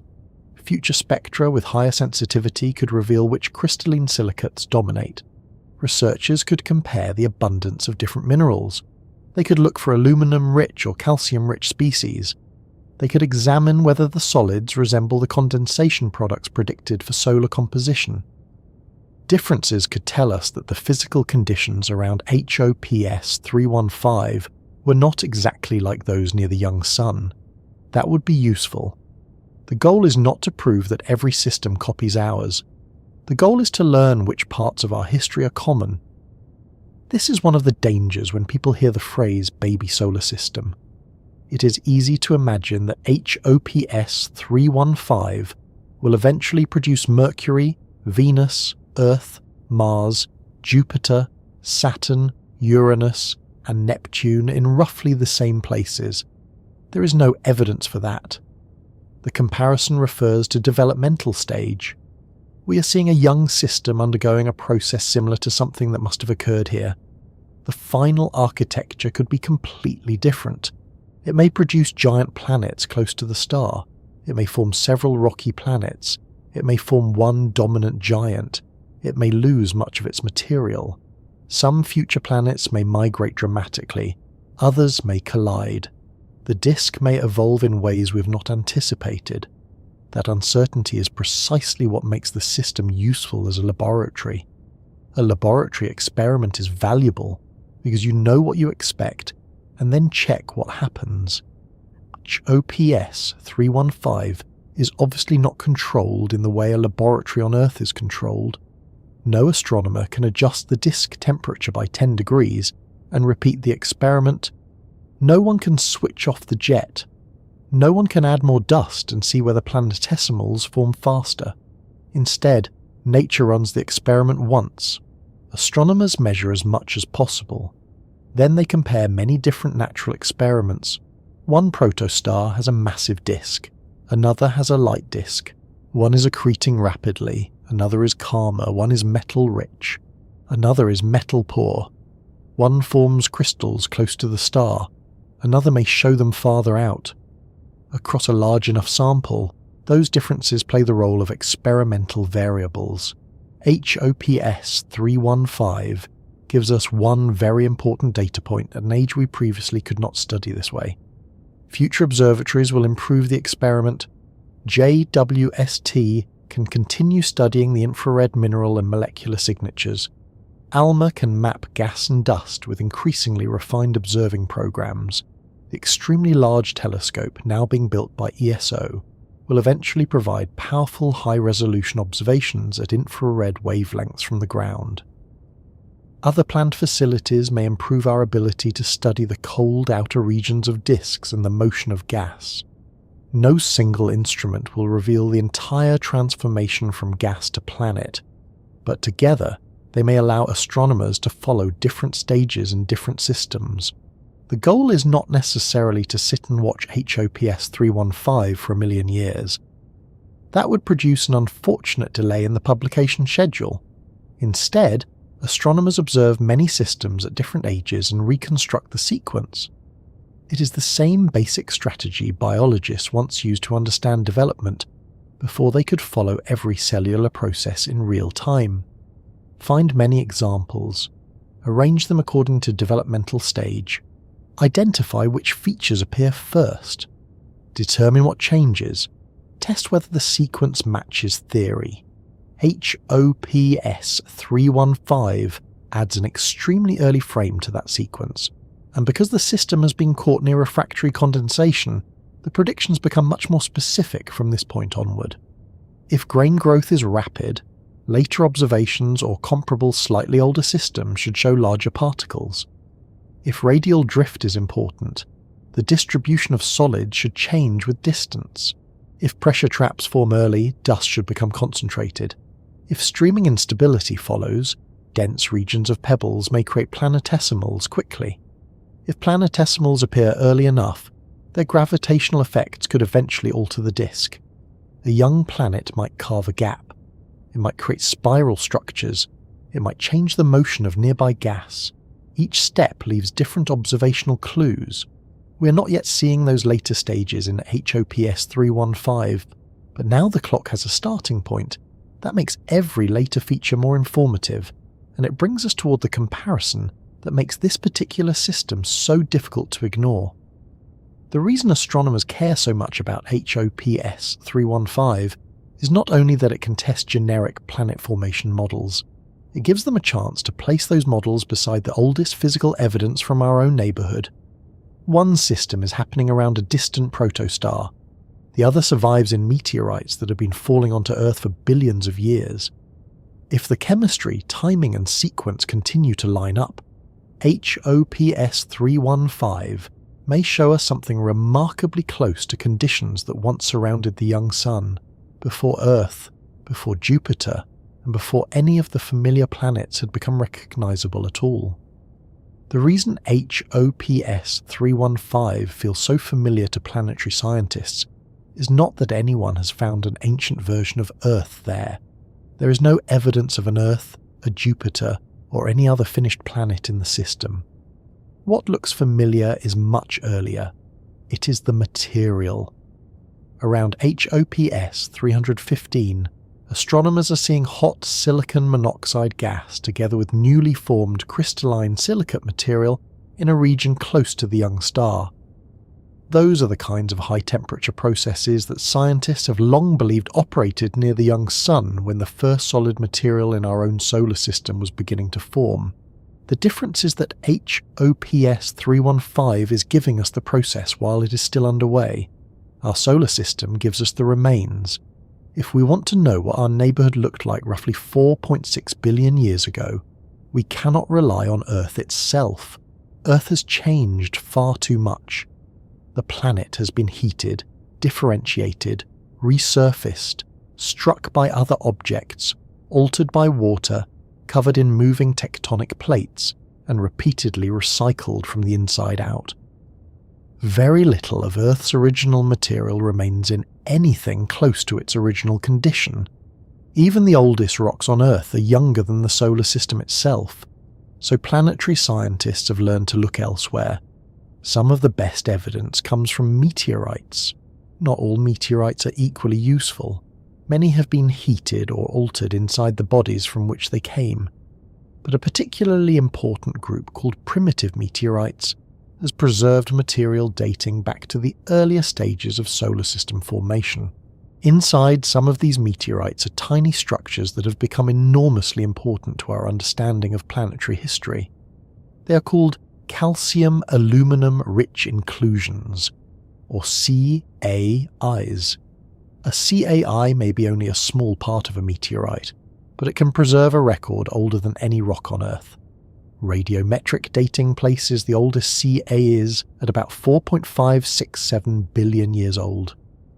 Because they are among the earliest known solids to have formed in the solar system, scientists frequently use their formation as a practical starting point for the solar system's timeline. That gives us something very close to the Team Zero we discussed earlier. The Sun had already begun forming, a disk already surrounded it. Material had already collapsed from a molecular cloud. But the appearance of these refractory solids gives scientists a physical event they can date. After that point, the early history of the solar system can be measured in hundreds of thousands and millions of years, and that history moved quickly. CAIs did not form under calm Earth-like conditions. Their mineral compositions tell us they experienced very high temperatures. Many of the minerals contained in them require conditions hot enough that more volatile materials would have remained gaseous. This means part of the young solar system contained environments where ordinary inherited dust could be strongly heated, vaporized, and chemically reorganized. As the gas cooled, high-temperature minerals condensed. Those solids later became incorporated into larger pieces of material. Some of that material survived for billions of years. Eventually fragments reached Earth. Scientists picked them up, placed them in laboratories, and discovered that the small inclusions inside them had preserved a record of events from almost the beginning of the solar system. It is an extraordinary amount of information to find inside what, to an untrained eye, might look like an unusually disappointing rock. HOPS 315 now gives researchers a second way of approaching the same period. Instead of beginning with an ancient solid and working backward toward the conditions that produced it, astronomers can observe the conditions around a young star and watch solid material begin to appear. That is why the detection of silicon monoxide matters so much. Silicon and oxygen are among the major ingredients of rocky planetary material. At very high temperatures, silicon-bearing material can exist in the gas. When conditions allow it to cool, that material can become incorporated into solid silicate minerals. Around HOPS 315, astronomers have found evidence for both stages at once. Some material is still gaseous, some has become crystalline solid material. If our reconstruction of the early solar system is correct, something broadly similar should once have happened around the Sun. Imagine then that we could somehow travel roughly 4.6 billion years into the past. There would be no Earth waiting for us. There would be no familiar night sky. The planets would not yet occupy the stable arrangement we know today. The Sun itself would be young and much more active. Around it would be a broad rotating disk of gas and dust. Material would continue moving through that disk. Close to the young Sun, temperatures would become high enough to alter or destroy many dust grains. Farther away, cooler conditions would allow a greater variety of solids to survive. There would be gas moving inward. There would likely be winds carrying material outward. Magnetic fields would influence the disk. Heating would not necessarily remain constant. Collisions would occur throughout the solid population. And somewhere in the hotter regions, some of the oldest rocky solids in solar system history would be forming. Those solids would not know that they were historic. They would simply be minerals following chemistry. A gas cools. A particular compound becomes stable. Atoms join a growing solid structure. Another grain appears. Nothing about the event would look important at human scale, yet those grains would become part of a chain that eventually produced asteroids and planets. HOPS 315 is interesting because we may be seeing another system during that same broad transition. The comparison becomes even more useful when we think about where those early solids end up. CAEs are high-temperature materials. You would expect them to form close to the young Sun, where temperatures were sufficiently high. And yet CAEs are found in primitive meteorites associated with bodies that formed much farther from the Sun. That tells us the early solar system moved material around. The disk was not divided into perfectly isolated rings. A grain that formed in one region could travel somewhere else before being locked inside a larger body. Some hot material apparently moved outward, some colder material moved inward. The young solar system mixed its ingredients. That process is still not completely understood. Turbulence may have played a role. Large-scale flows through the disk could have transported material. Disk winds may have carried particles upward and outward before they returned farther from the Sun. Changing pressure structures could have trapped and redistributed solids. Several mechanisms may have operated together. But the meteorites make one thing difficult to avoid. Material travelled. HOPS 315 may eventually allow astronomers to examine the same question while the disk still exists. Right now, the strongest evidence for the newly processed refractory material comes from the inner few astronomical units. That is where the temperatures make sense for high-temperature mineral formation. If later observations find similar crystalline grains farther from the star, scientists could begin measuring how efficiently the HOPS 315 disk moves newly formed material outward. That would give us something we have never had for the early solar system, a chance to watch the mixing process instead of reconstructing it after the fact. The early solar system also contained another famous type of material preserved inside meteorites. These are chondrules. Chondrules are small, roughly spherical grains that were once molten droplets. They are common inside many primitive meteorites and generally formed after the oldest CAIs. Their existence tells us that strong heating events continued occurring after the first refractory solids had already appeared. Some event rapidly heated precursor dust strongly enough to melt it. The droplets then cooled and solidified. Exactly what produced most chondrules remains an active research question. Shockwaves in the disk, energetic collisions, magnetic heating and other processes have all been investigated. What matters for our story is that the young solar system was not chemically finished after the first solids appeared. Material continued being processed, heated, melted, broken apart, reassembled, mixed. The first few million years were remarkably active. This is another reason HOPS 315 should not be imagined as a system where the current crystals simply remain unchanged until they become planets. The newly condensed grains are entering a violent environment. Some may survive, some may be heated again, some may collide, some may become part of larger aggregates, some may be transported away from the region where they formed, some may return to the gas phase. If HOPS 315 eventually produces planetesimals, those objects will probably contain mixtures of material with different histories, just as ancient solar system bodies did. And planetesimals in our solar system seem to have formed very early. Meteorite evidence indicates that some small bodies became large enough to melt and differentiate within the first few million years after Ca's years appeared. Differentiation means separating internally according to density. Metal sinks toward the centre, rockier material remains above it. A small body that undergoes this process begins developing something like a core and mantle. That requires heat. One important heat source in the young solar system was radioactive aluminum-26. Aluminum-26 is an unstable isotope with a relatively short half-life. It was present when the solar system formed.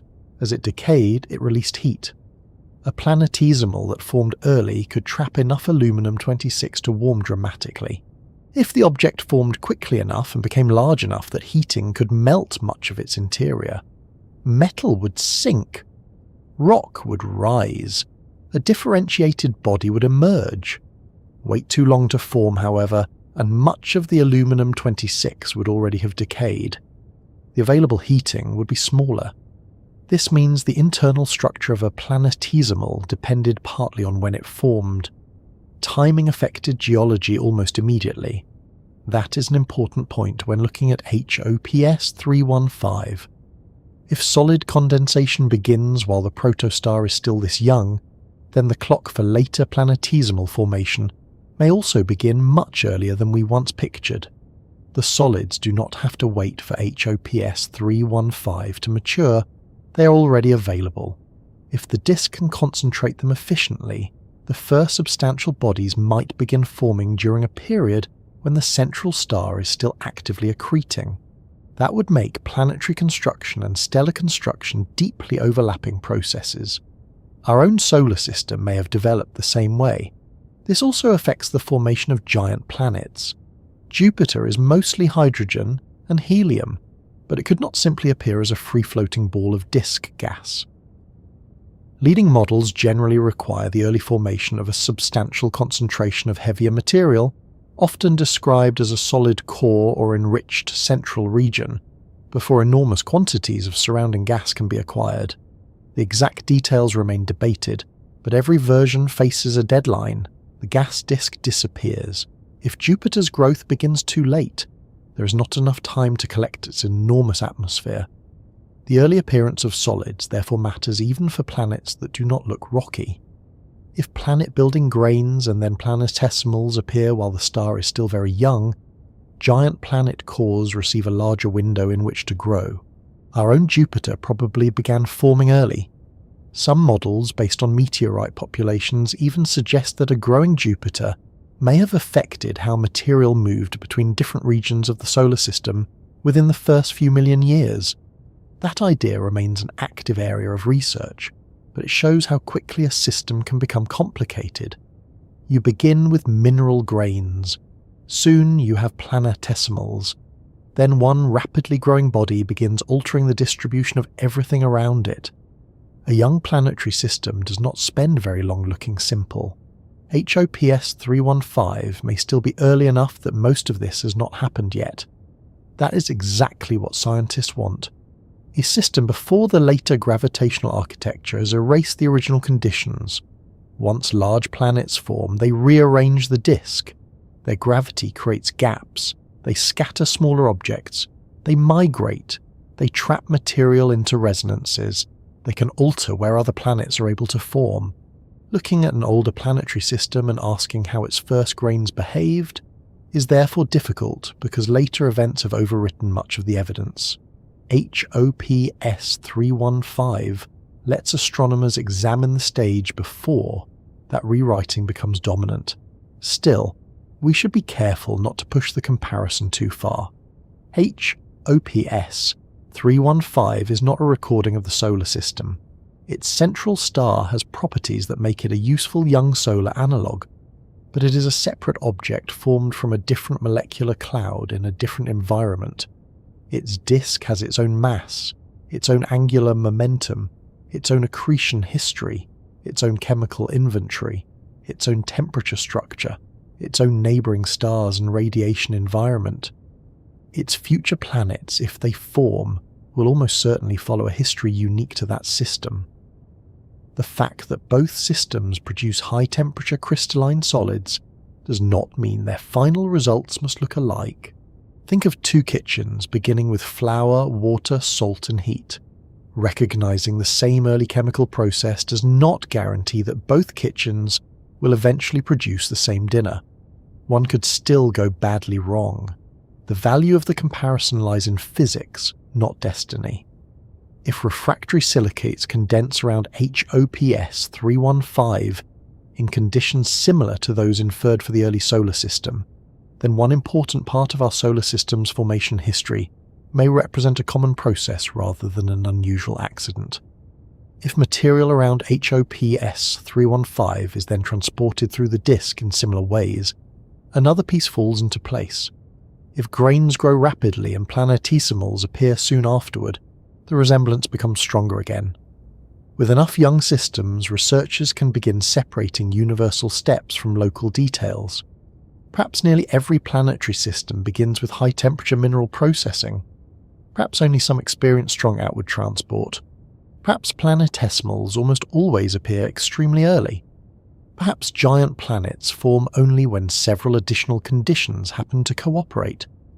That is how one example becomes useful without becoming a template for everything. There is also something revealing about how different the early solar system would have looked from the finished one. Today, the solar system seems orderly. Mercury, Venus, Earth and Mars occupy the inner region. The asteroid belt lies beyond Mars. Then come the giant planets. Farther out are icy populations, dwarf planets, and enormous reservoirs of smaller bodies. The orbits are predictable enough that we can calculate eclipses years in advance. The original disk contained none of that organisation. The locations where material condensed were determined partly by temperature. The locations where solids accumulated were influenced by gas. The locations where planetesimals appeared may have depended on pressure structures and local concentrations.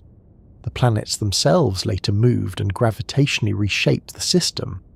Our present arrangement is therefore the outcome of a long series of processes, not a plan that existed from the beginning.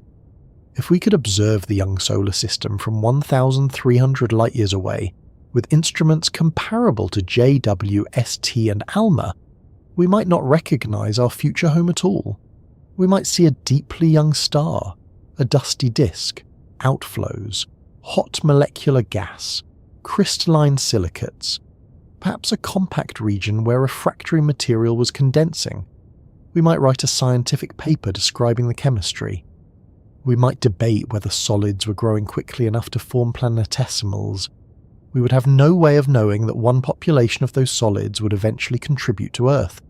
There would be no reason to single out the material that became us from the material that became Mercury, an asteroid, or something later swallowed by the Sun. At that stage, Earth is not a place. It is a possibility distributed through the disk. Its iron is somewhere. Its silicon is somewhere. Its oxygen is somewhere. Its carbon and water-bearing material are somewhere else. All of those ingredients still have to meet. That is perhaps the most useful way HOPS 315 changes our view of the solar system's past. It turns an old reconstruction into a visible physical environment. When we say Earth began as dust, it can sound like a simplified phrase, HOPS 315 helps show what that actually means. Some of the dust did not even exist in its final mineral form yet. It had to be vaporized and condensed. Those grains then had to survive. They had to move. They had to meet other grains. They had to become pebbles. Pebbles had to become concentrated. Planetesimals had to form.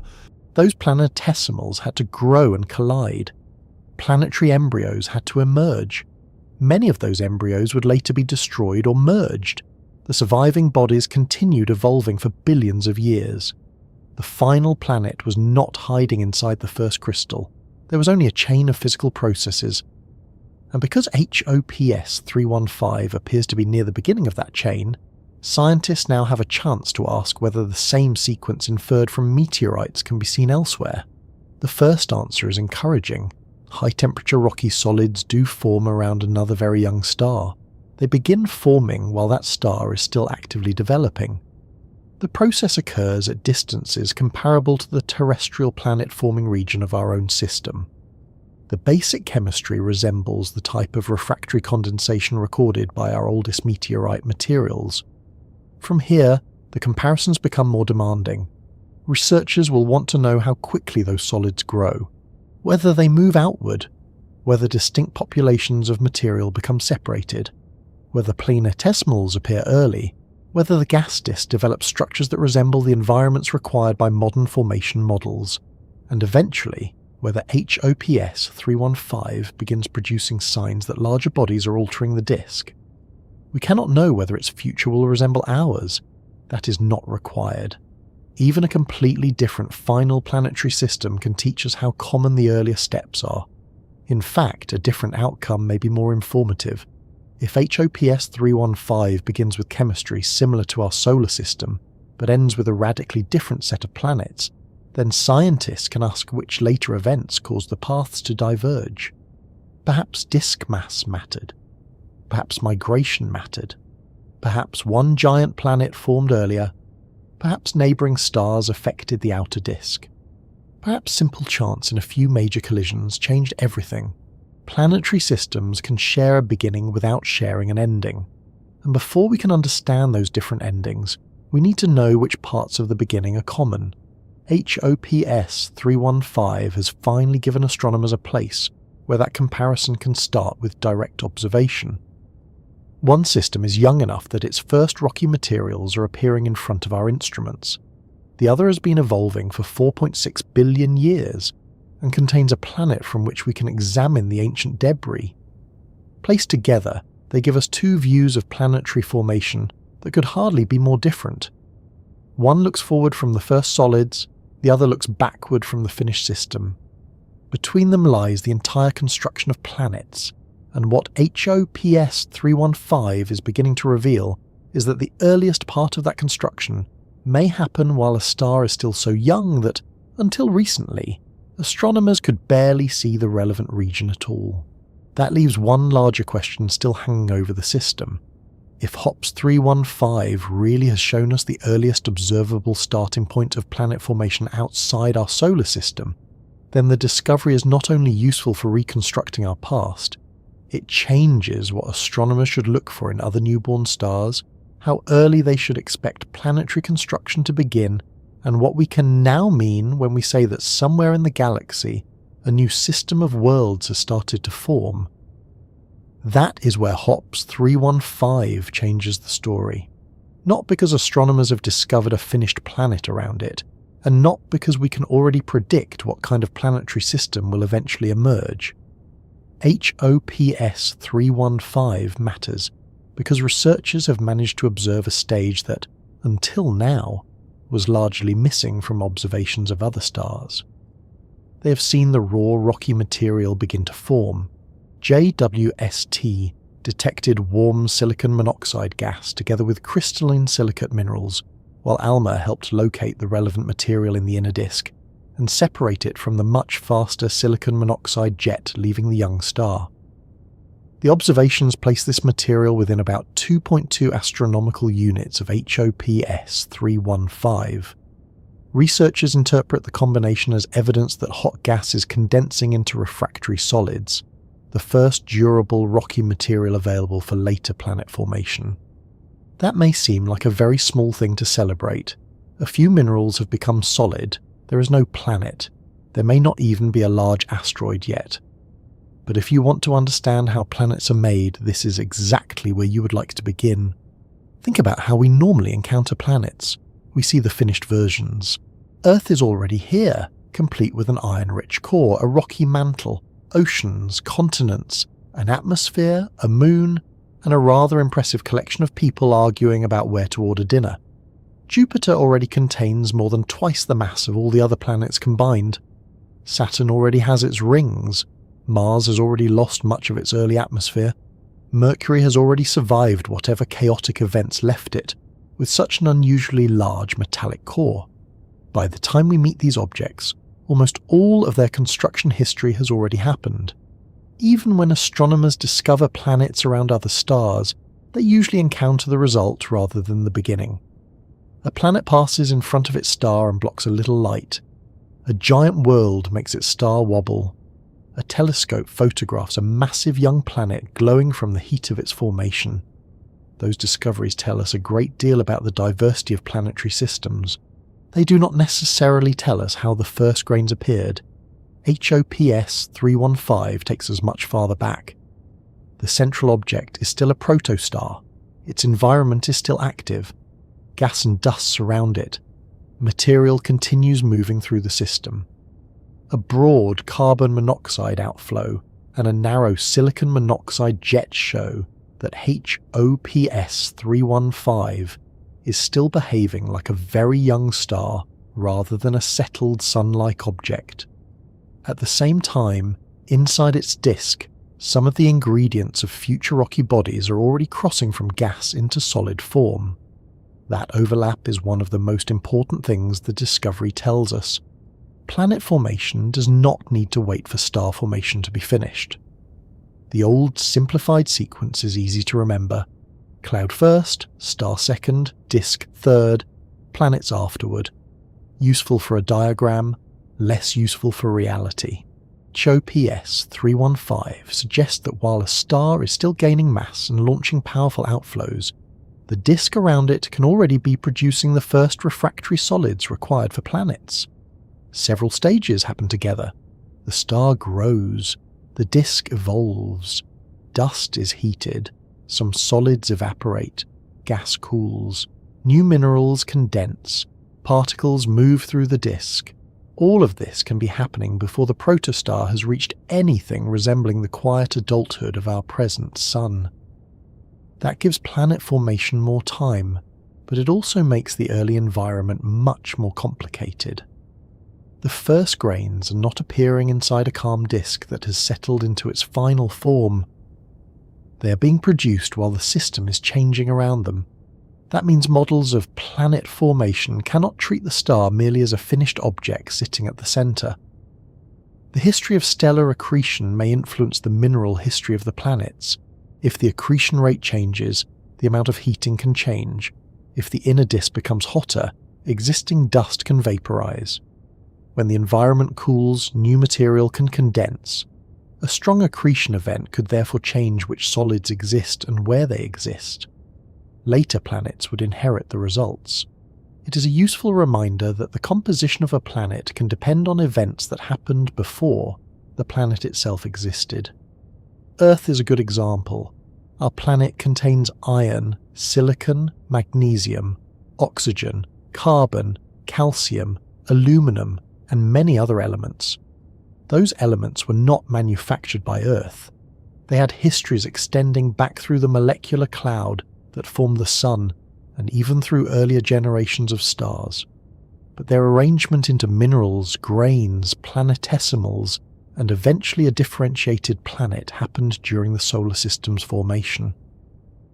HOPS 315 allows us to see one part of that organisation beginning elsewhere. Silicon monoxide gas does not look much like a mountain. Crystalline silicate grains do not look much like a continent. Still, the chemical connection is direct. Silicate minerals became major components of the rocky planets in our solar system. The Earth's mantle is dominated by silicate minerals, so when astronomers watch silicate material appearing around a young star, they are studying chemistry that belongs to the beginning of geology. Long before a world can have volcanoes, it needs minerals. Long before it can have minerals collected into a planet, those minerals have to exist as solids. That is the scale on which this discovery operates. It also changes what astronomers can look for next. Before HOPS 315, scientists knew from meteorites that this condensation stage must have happened around the young sun. The oldest high-temperature solids in primitive meteorites provide a timestamp for the beginning of our solar system's solid material history. Researchers could build models showing how hot gas should cool and produce refractory minerals. But outside our solar system, the equivalent stage had not been identified this clearly. Now it has. The research team describes HOPS 315 as the first astronomical detection of this planet forming equals 0 outside our solar system. Once one system is found, the next question is obvious. How many others are doing the same thing? HOPS 315 could represent a common stage that has simply been difficult to observe. Young protostars are buried inside dust and gas, which hides their innermost disks. The relevant condensation period may also be brief. A system could pass through it and move into later stages before astronomers happen to observe it. Viewing geometry makes things harder again. If the disk and surrounding envelope are positioned unfavourably, radiation from the hot inner region may never reach us clearly enough to reveal the mineral signatures. HOPS 315 may therefore be unusual mainly because we caught it at the right stage and can see into the right part of it. Or it may turn out to be physically unusual as well. We do not know yet. Finding more examples will tell us if JWST detects similar crystalline silicates and silicon monoxide signatures around many other young protostars. Astronomers will have evidence that this high-temperature condensation process is a normal feature of planetary birth. If the signal appears only rarely, researchers will have to determine why. Perhaps only certain accretion rates produce the necessary heating. Perhaps some disks inherit different amounts of dust. Perhaps powerful bursts dominate the process. Maybe refractory condensation happens almost everywhere, but is observable only for a short interval. Each possibility can be tested. That is a major shift. A process that existed mostly in reconstructed solar system history has become an observational target. Astronomers can now design surveys specifically to find more systems at the same stage. They can compare their mineral compositions. They can measure how the location of the condensation region changes with stellar mass and luminosity. They can ask whether grain growth begins immediately. They can look for signs that the newly formed solids are moving outward through the disk. They can search slightly older systems for the next stages. In that way, HOPS 315 can become the first frame in a much longer sequence. One system shows fresh refractory solids. Another, somewhat older system may show larger grains. Another may contain strong dust concentrations. Another may show rings and gaps created by growing planets. Another may contain young giant worlds. Eventually, mature planetary systems complete the progression. We will never watch one planetary system evolve through all of those stages in real time. The process takes much too long for that. Even if everyone involved had an admirable commitment to the observing program, several million years would be an inconvenient amount of telescope time. Instead, astronomers assemble the story by finding systems at different ages. HOPS 315 gives them access to an unusually early age. It also provides a way to test whether our own solar system belongs on the same sequence. So far, the comparison is compelling. In the early solar system, the first high-temperature crystalline material became incorporated into meteorites. Around HOPS 315, hot minerals are beginning to solidify in a region that, in scale, is comparable to the part of our solar system associated with the asteroid belt. The research team emphasizes this similarity while also using HOPS 315 as an analog, rather than claiming it is an exact copy of our early system. That distinction will remain important. We should not expect HOPS 315 to produce a second solar system. There may never be 8 planets. There may be no Earth-like world. A giant planet could form very close to the star. Several smaller worlds could migrate inward. Large planets could scatter one another. The disk might lose material before some planets finish forming. A neighbouring star could affect the outer system. Countless events can change the final result. Planet formation contains both predictable physics and historical contingency. Gravity follows rules, chemistry follows rules, gas drag follows rules. But where particular bodies form, how quickly they grow, which objects collide, and which survive can create enormous differences between systems. We already know this from the exoplanets found around mature stars. Some planetary systems are extremely compact. Several planets may orbit closer to their star than Mercury orbits the Sun. Some contain hot Jupiters, giant planets orbiting in just a few days. Others contain multiple planets with masses between Earth and Neptune, a type of world that our own solar system does not contain at all. We have found planets around pairs of stars, planets on highly eccentric orbits, planets around tiny red dwarfs, systems whose architecture makes ours look merely like one option among many. Whatever HOPS 315 eventually becomes, there is no reason to assume the finished arrangement will resemble ours. What may be common is the beginning. That possibility is more interesting scientifically than finding an exact copy. If wildly different planetary systems begin by producing similar refractory solids, then we learn something fundamental. The first chemical steps may be broadly universal, even when the final planetary arrangements are not. It would mean the difference between Earth, a hot Jupiter, a super-Earth, and a barren asteroid belt emerges later in the process. The same basic raw materials enter different histories. Then the important questions become more precise. At what point do those histories diverge? Does disk mass determine which planets dominate? Does the distribution of dust matter most? How quickly do planetesimals form? Where do pressure traps appear? How rapidly do giant planet cores grow? How much material migrates before the gas disk disappears? Does one early giant planet rearrange everything else? Those are the sorts of questions HOPS 315 helps organise because it gives researchers a better definition of where the process starts. There is another change that comes from this discovery, and it has less to do with HOPS 315 itself than with our interpretation of the word planet. We tend to define planets by their large-scale characteristics: mass, radius, orbit, atmosphere, surface, temperature. But none of those properties exist at the beginning. There is a stage when a future planetary system is simply gas containing a small percentage of solids. Then some of those solids are thermally processed. New minerals appear, the grains grow, concentrations form.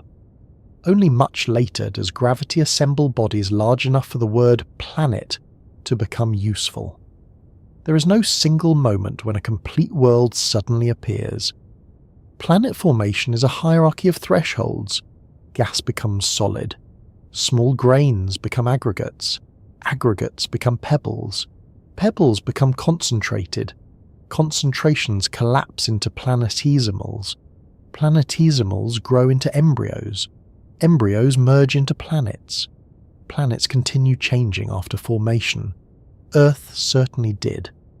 The planet that existed immediately after its major growth phase would not have looked like modern Earth. Its atmosphere was different. Its surface was different. Its internal heat was different. Large impacts continued. The Moon itself probably formed through a major collision during this later period. Even after an object becomes large enough to call a planet, construction has not truly stopped. HOPS 315 pushes our attention back to the first of those thresholds.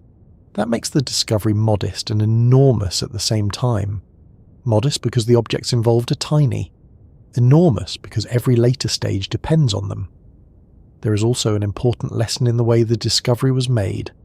No astronaut travelled to HOPS 315. No probe collected a sample.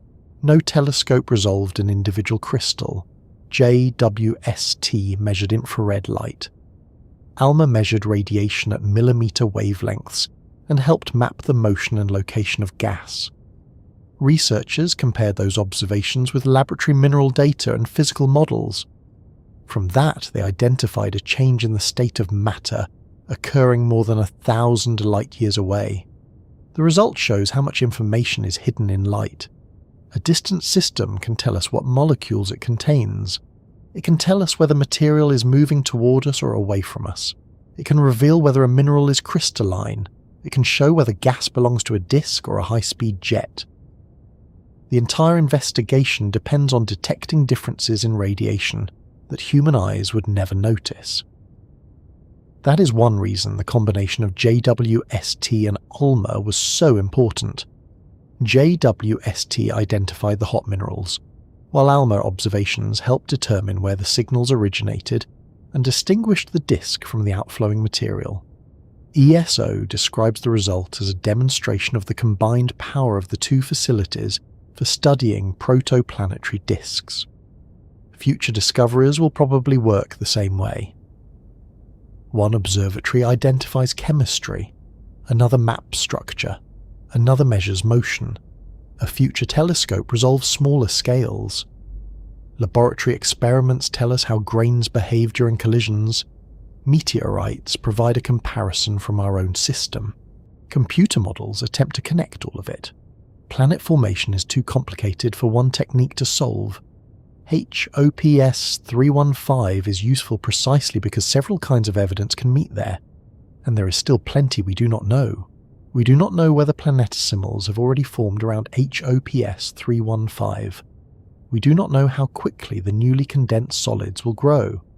We do not know what fraction of them will survive rather than drifting into the star.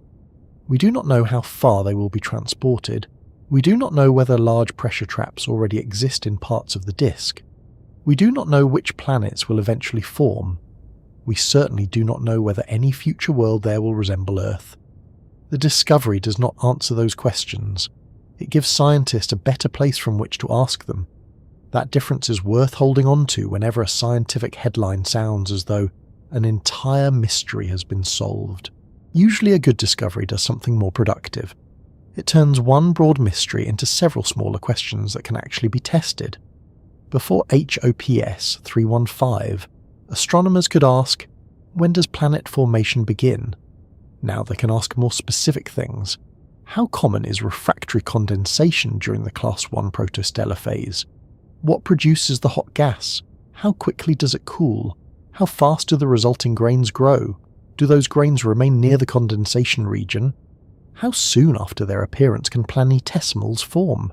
Do the answers depend on stellar mass? Do they depend on accretion? Do they depend on disk composition? Those are much better questions. They come with measurements attached.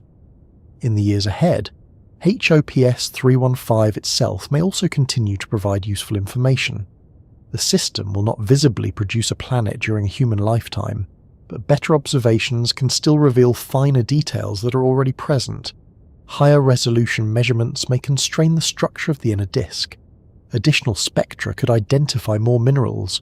Observations at several wavelengths could improve estimates of dust sizes. Monitoring might reveal changes in accretion. Other young systems could provide the comparison sample needed to tell us whether HOPS 315 is ordinary or unusual. The first discovery is therefore not the final result. It is the point at which a previously hidden stage becomes accessible to observation. For our own solar system, that is particularly valuable. We have spent centuries looking backward. At first, people tried to infer the solar system's history from the present planetary arrangement. Then meteorites gave scientists much older evidence. Laboratory techniques allowed the first solids to be dated. Space missions visited asteroids and comets. Samples were returned to Earth. Each improvement moved us farther into the past. HOPS 315 offers a completely different route. Instead of digging deeper into our own surviving material, we look outward to another system that has not yet reached the stages ours passed through billions of years ago.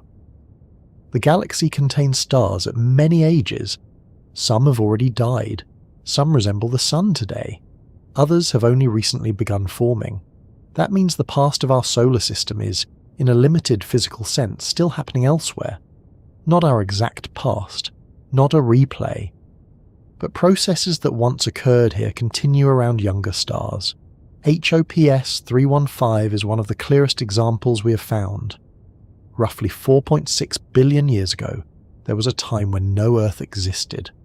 The material that would become Earth was distributed through the young solar system. Some of it was gas, some was dust. Some had been thermally processed. Some formed farther out and arrived later. No ocean existed. No atmosphere like ours existed. There was no surface on which anything could stand. Yet the physical chain leading toward all of those things had begun. Fresh solids existed. That was enough. Around HOPS 315, astronomers appear to be seeing the equivalent threshold. We do not know where it leads. Perhaps future planets are already determined in broad outline by the mass and structure of the disk. Perhaps the system will be dramatically reshaped later. Either way, the first rocky ingredients are present now. That is what makes this observation different from seeing another mature planetary system. We are not looking at the answer, we are looking at the starting conditions. So the next time you pick up an ordinary stone, it is worth remembering that rocky material has a much longer history than the object in your hand. Before it was part of that stone, its atoms belonged to other minerals. Before those minerals existed, some of the same elements moved through molten rock, planetary interiors, meteorites, dust grains, and the young solar system. Go far enough back and there was a point when some of Earth's earlier solid material was condensing from hot gas around the young sun. Until recently, that stage belonged almost entirely to reconstruction. Now we have found a distant system where something remarkably similar is taking place. HOPS 315 is about 1,300 light-years away, so we are not about to visit.